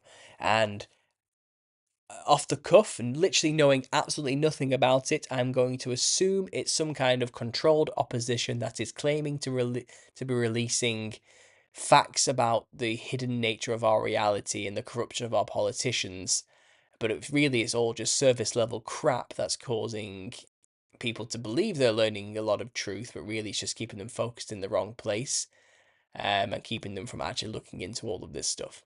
I'm going to assume it's just another controlled operation, controlled opposition operation, you know, um, enough to guide the attention of all the truth seekers down the wrong path for long enough so they keep distracted from getting any deeper into the real truth.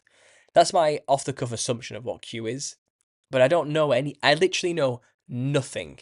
I haven't followed any article, I haven't watched any video, I haven't read anything or seen any posts or any tweets or whatever. I know nothing about it. I'm literally completely 100% ignorant of what Q is. It means nothing to me. So you can talk about it in the chat or ask me about it, and I will literally have nothing to say.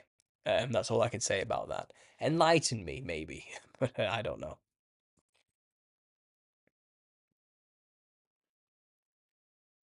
Talking about my son there. Bob Gimlin's channel is entertaining. They're setting things up for aliens to come to save us from nuclear Armageddon. Yeah, it seems like that's where they're headed. Yeah.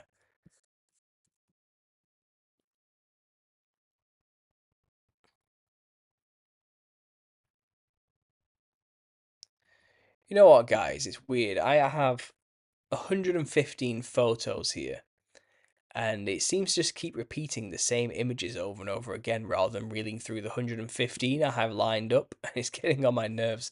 I need to sort OBS out and make it a bit more streamlined. Let's just go to properties here, see if I can change this. Um, we're going to loop it, and I'm not going to randomize the playback. So this should be better now. There we go. You'd be correct regarding your Q assumption. Well, there we go. Okay, so I'm right then. It is just a load of bollocks, basically. Is it just basically another anonymous type thing? Is it just another we are the 1% type movement? It's just another one of those bullshit movements that don't help anything at all. I think that's probably what it is.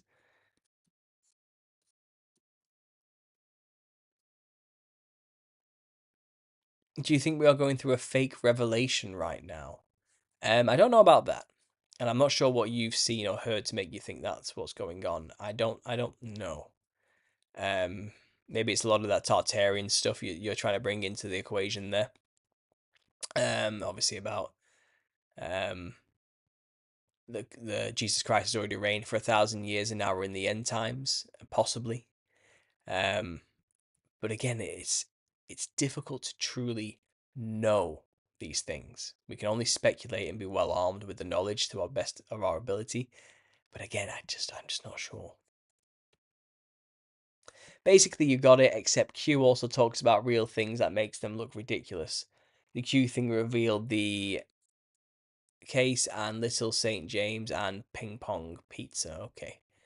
Very sad. Good researcher. He was way too young. Humble stranger. Um,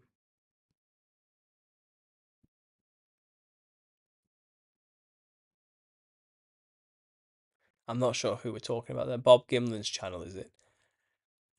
He's died. Oh, that's a shame. Sudden brain aneurysm. That is sad. And my wife says, "What did you say? I was distracted." I said, "Like my video." That's what I said. You'd be correct regarding your Q assumptions. Okay, so Q has something to do with Trump, I think, says Kanga Kong. Maybe it's just that group likes him. Okay, maybe. So is it basically the alt-right truther movement manifested into this thing called Q? Because I made a video ages ago saying this is what the truth movement looks like. And it's I broke down basically all the characters involved. You have Christian truthers versus the New Age truthers. And then I would say the Christian and New Age battle is closer to the divine truth that you need to start looking into.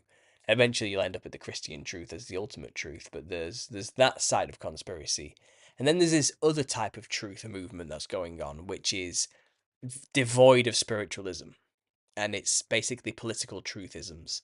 And you have the far left and the far right, basically, or the alt right versus the far left, as they call themselves in this way, and they're battling it out with each other, and they have their own ways of viewing the corruption of the world, and they each think they're right, type of thing. And then in the middle of all of that, you also have whistleblowers and independent researchers who don't really align to any of this, but just present the information as well.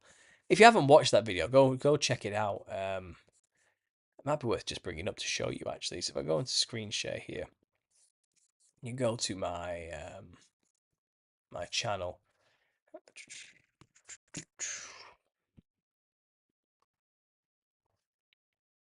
Here we go. So if you go to videos, you'll find a very long time ago, if we keep going further back, I made this one here. This is what the truth movement looks like. It's only 16 minutes. But I drew it out here, as you can see. I'll make it full screen so you can really see what's going on.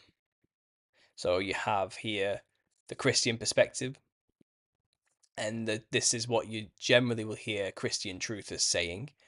I come under this category myself, and the Christian truthers would say something like, "Truth is objective, reality is built on laws, God created these laws, and all we experience.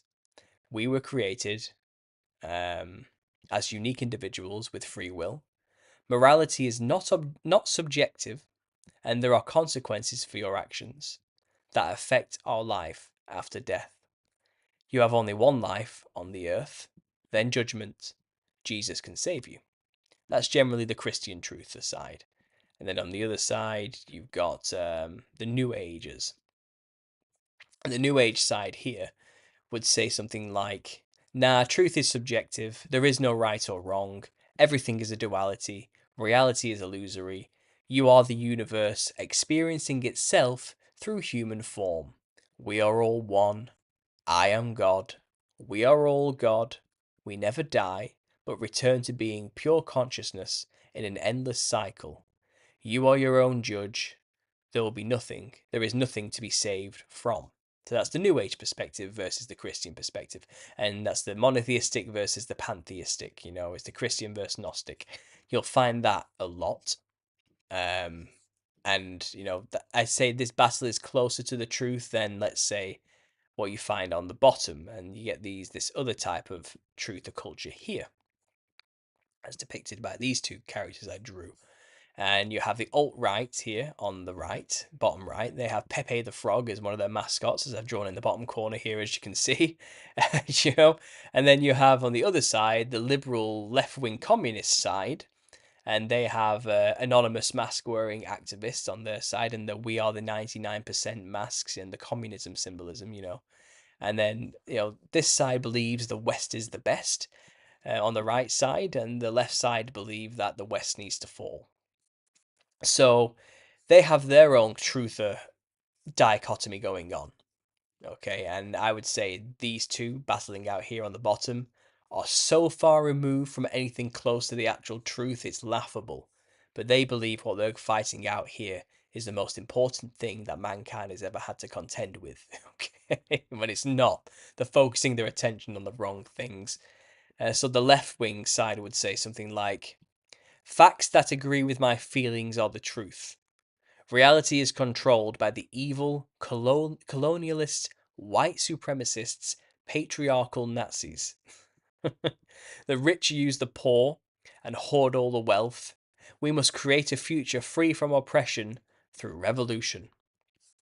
And then on the right, they would say, facts are facts. Feelings are not an argument. The world cannot be controlled by men alone, but by ideas. The West has built the best system ever seen on the earth, and we must not allow the migration of peoples from inferior societies, specifically Islam. Being white is nothing to be ashamed of. Millennials who have been indoctrinated into social Marxist propaganda want this, causing the destruction of the Western world. So you see these two hate each other and they're always fighting with each other. And then in the center of all this, you have the trolls, which I've drawn here at the bottom. They're just out there to cause chaos, agents of chaos. And then in the middle, you have basically just people who just lay out the truth as it is. They just share the information about secret societies and everything, and it's where all these other four characters get their information and arguments from. I lay it out a lot better in this video, and I'd go through each section, but what I'm saying is Q comes under this bottom right category.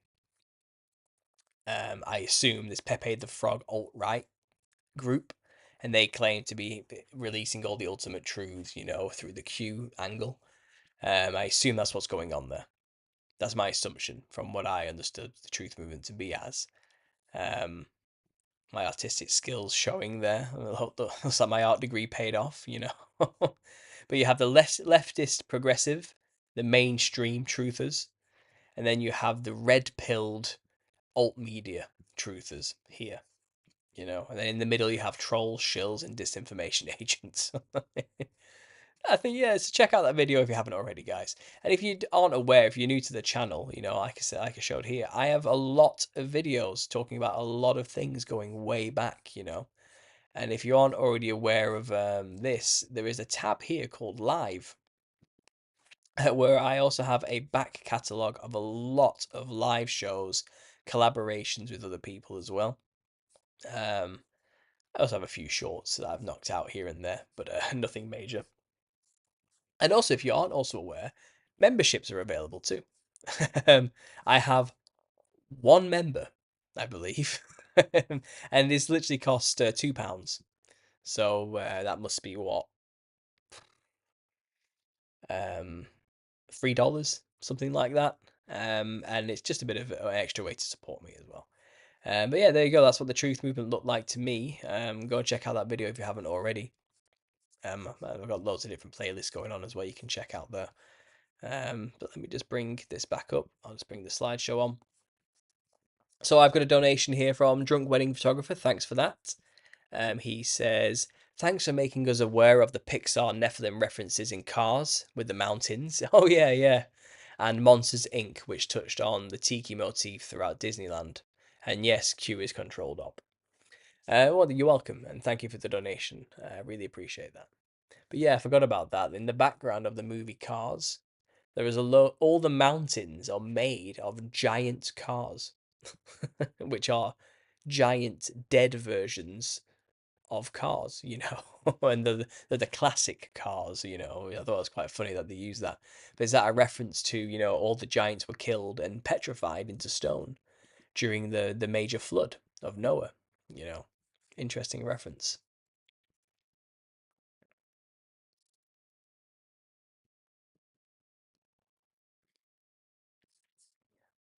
Anyway, let's check out what's going on here.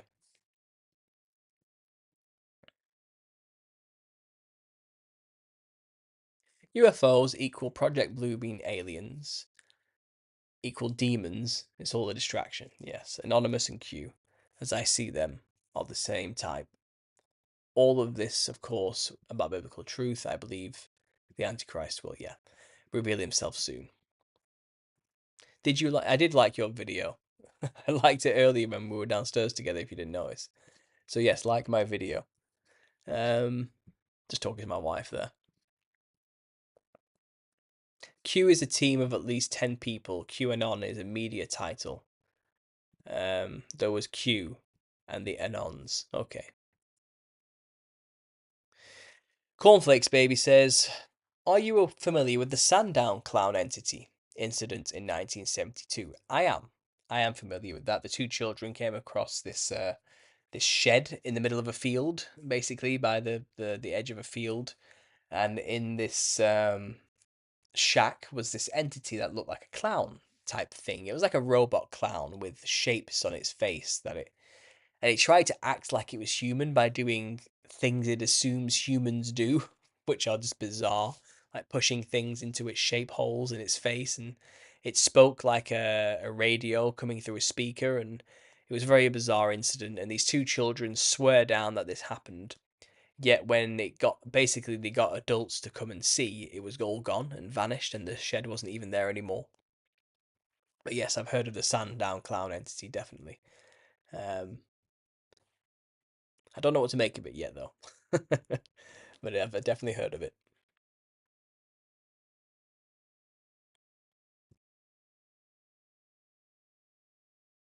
Do you know of George Hobbs? The Fact Hunter podcast would be a great episode to collaborate with your both excellent speakers and very knowledgeable. No, I've never heard of George Hobbs.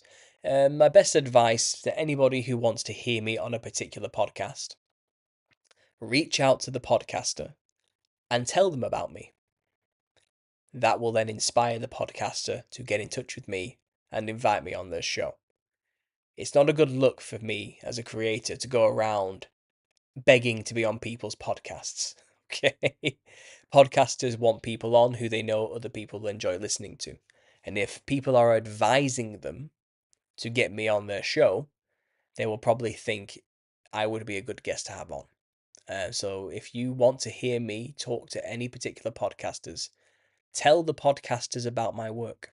That's the only way that will ever happen. But I'm always open to talk to anybody.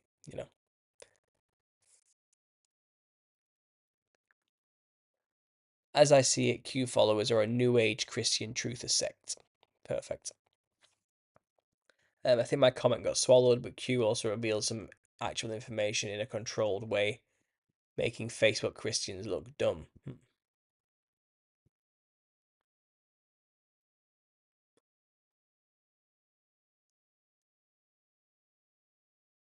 I think it was likely real for the first few hundred posts until it moved off 4chan.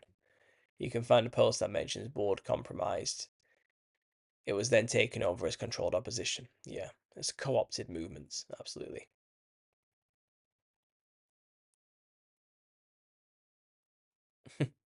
56 medias claiming to be my wife. They are not.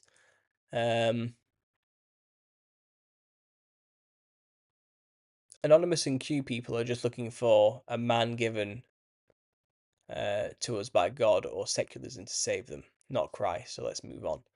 Yeah, basically.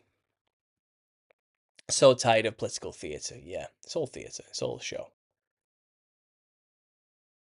Essentially, the extreme side speaking key words. Yeah, that's what I've noticed. Absolutely. And the zealots in every group. You know, I try not to be a zealot of any kind. But yeah. Hi, Paul's wife. I loved your stuffed bear. I have my Pooh Bear from when I was 5 years old. Still squeaks. Oh, Jeffrey. We're talking about the bear Jeffrey there. Yeah.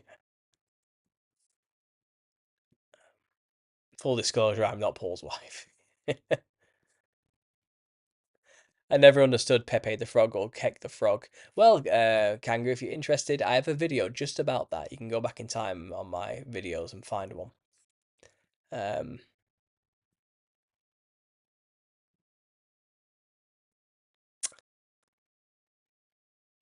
I am said wife. He's been with me since a couple months old, so he's 30. Yeah, that bear is old. Just won a Tigger from the arcade. I love, yeah. 4chan has been compromised for years. Poll was invented for the 2016 election and suddenly became where all the school gun enthusiasts came from.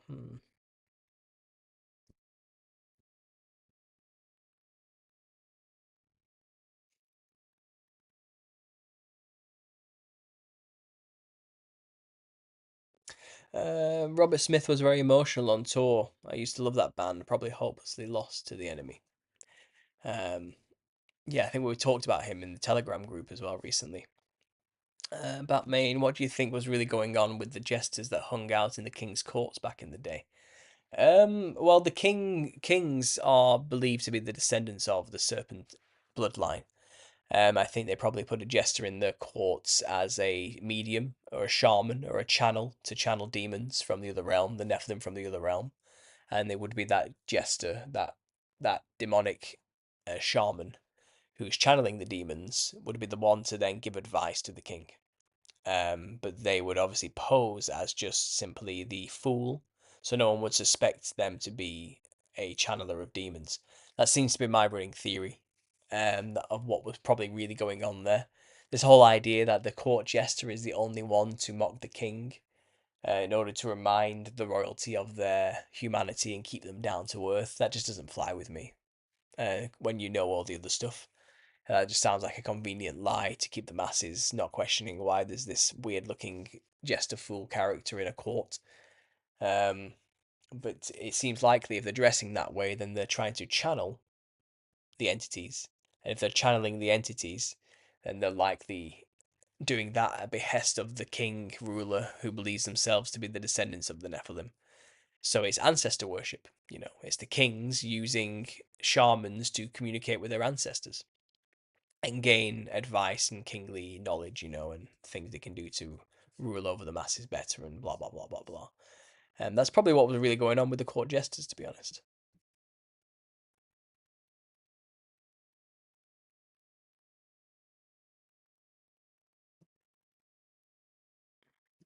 I will do. Both you're on the same page or anything. Check out his work; it's very well done. I will look into it. Let me just make a note of his name, George Hobbs. Let me just write that down.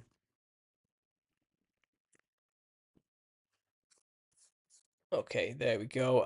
What's his podcast called? Just so I don't lose it. Find it.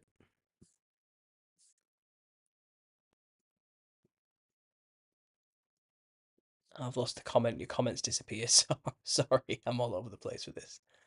Where's it gone? Fact Hunter podcast. Okay, there we go. I will look into that. George Hobbs, Fact Hunter.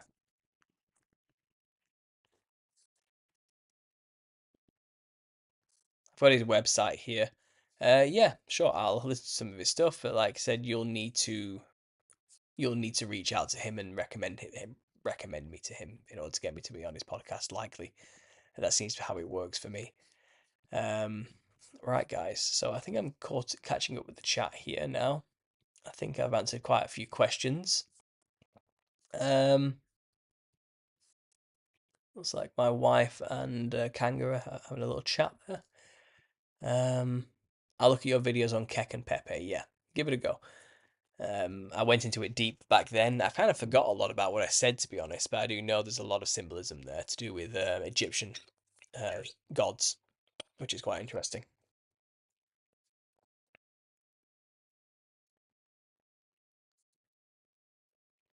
I love how you put the king being a demon vessel makes so much sense. Yeah, well, it's not necessarily that the king himself was a vessel for the Nephilim. The king is a descendant of Nephilim.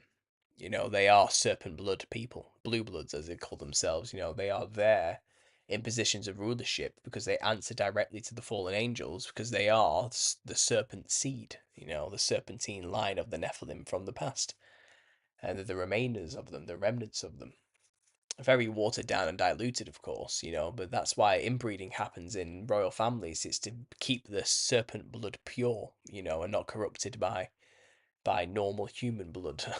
That's the kind of what they do it for.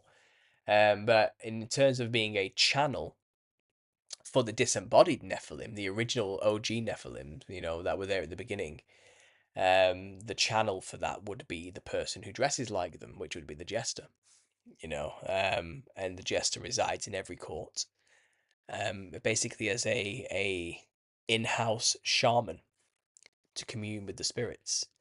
So the king has a direct line to his ancestors, which are the Nephilim, you know, and no doubt he would also answer to the fallen angels above him, you know, much like it was in the antediluvian past, you know. Nothing much has changed really. Sorry, my voice is going if you can't hear. He is a Christian. Also has episodes on Nephilim. Excellent. Okay, like I said, I'll check out George Hobbs and his Fact Checker podcast at your behest. Thanks for letting me know about that. There's a guy called Tim Cohen who's claiming King Charles is the Antichrist. Okay, well I'll look into that. Charles does believe he is a vampire after all. Yeah, links back to Vlad the Impaler as well, is it? Thanks for clearing that up for me. Yeah, no problem. Right, guys. So I think we've had a good show. We've had a good talk. I think we've hit quite a few decent points there along the way. Obviously, I'd like to thank the Drunk Wedding Photographer for his super chat there. That was wonderful.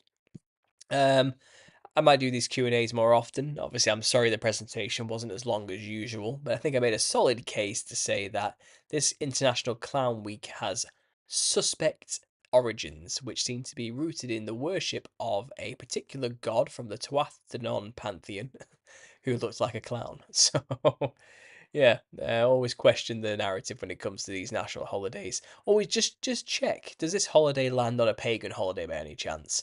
And scratch under the surface and you'll find, yep, it absolutely usually always does. And its origins are not what they tell us at surface level. But it was a good show today, guys. Thanks for listening. I'm going to get going now. I'm going to have a rest. We're bringing more videos this week. I am I have talks in the works and interviews in the works. Join the Telegram. I talk about a lot of stuff on there, but I am in the works to get onto the Tinfoil Hat podcast, which is quite a big podcast. It seems like it'll be a bit of a fun one. It probably won't be as serious as my normal. I'm going to be my normal self, but I understand that the Tinfoil Hat podcast is more of a comedy one. But it should be good for exposure, and it should be interesting to have a talk with that guy anyway. I'm going to try and get Vicky Joy Anderson back on and have a talk with her about all things spiritual in nature, obviously.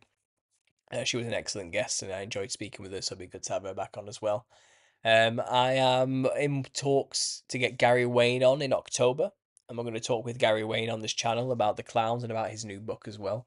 So I've got a lot of things in the pipeline and in the works. And obviously I've just recently done that podcast with the Sabbath at Midnight again yesterday.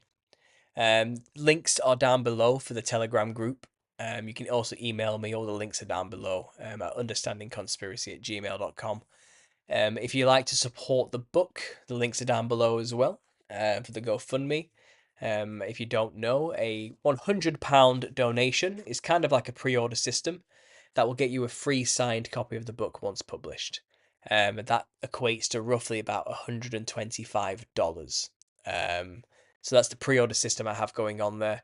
But I will say any amount donated will get you a special thank you in the book. Unless, of course, you've posted yourself as anonymous, then you won't get referenced in the book at your own request, you know. And also, of course, guys, please consider supporting me on Patreon. $5 a month on there will get you access to an extra video every week. Every Friday, I post one on there, and I also post some extra stuff here and there as well, and little snippets of the book as well. So I try to give as much as I can to those who do contribute on there, and all you have to contribute is $5 a month to unlock everything. That's the base. That's the base. But again, guys, thanks for listening. Thanks for being here. All the usual faces. It's great to see you all. Thanks for having a nice little conversation with each other. I do appreciate it. And as always, guys, God bless.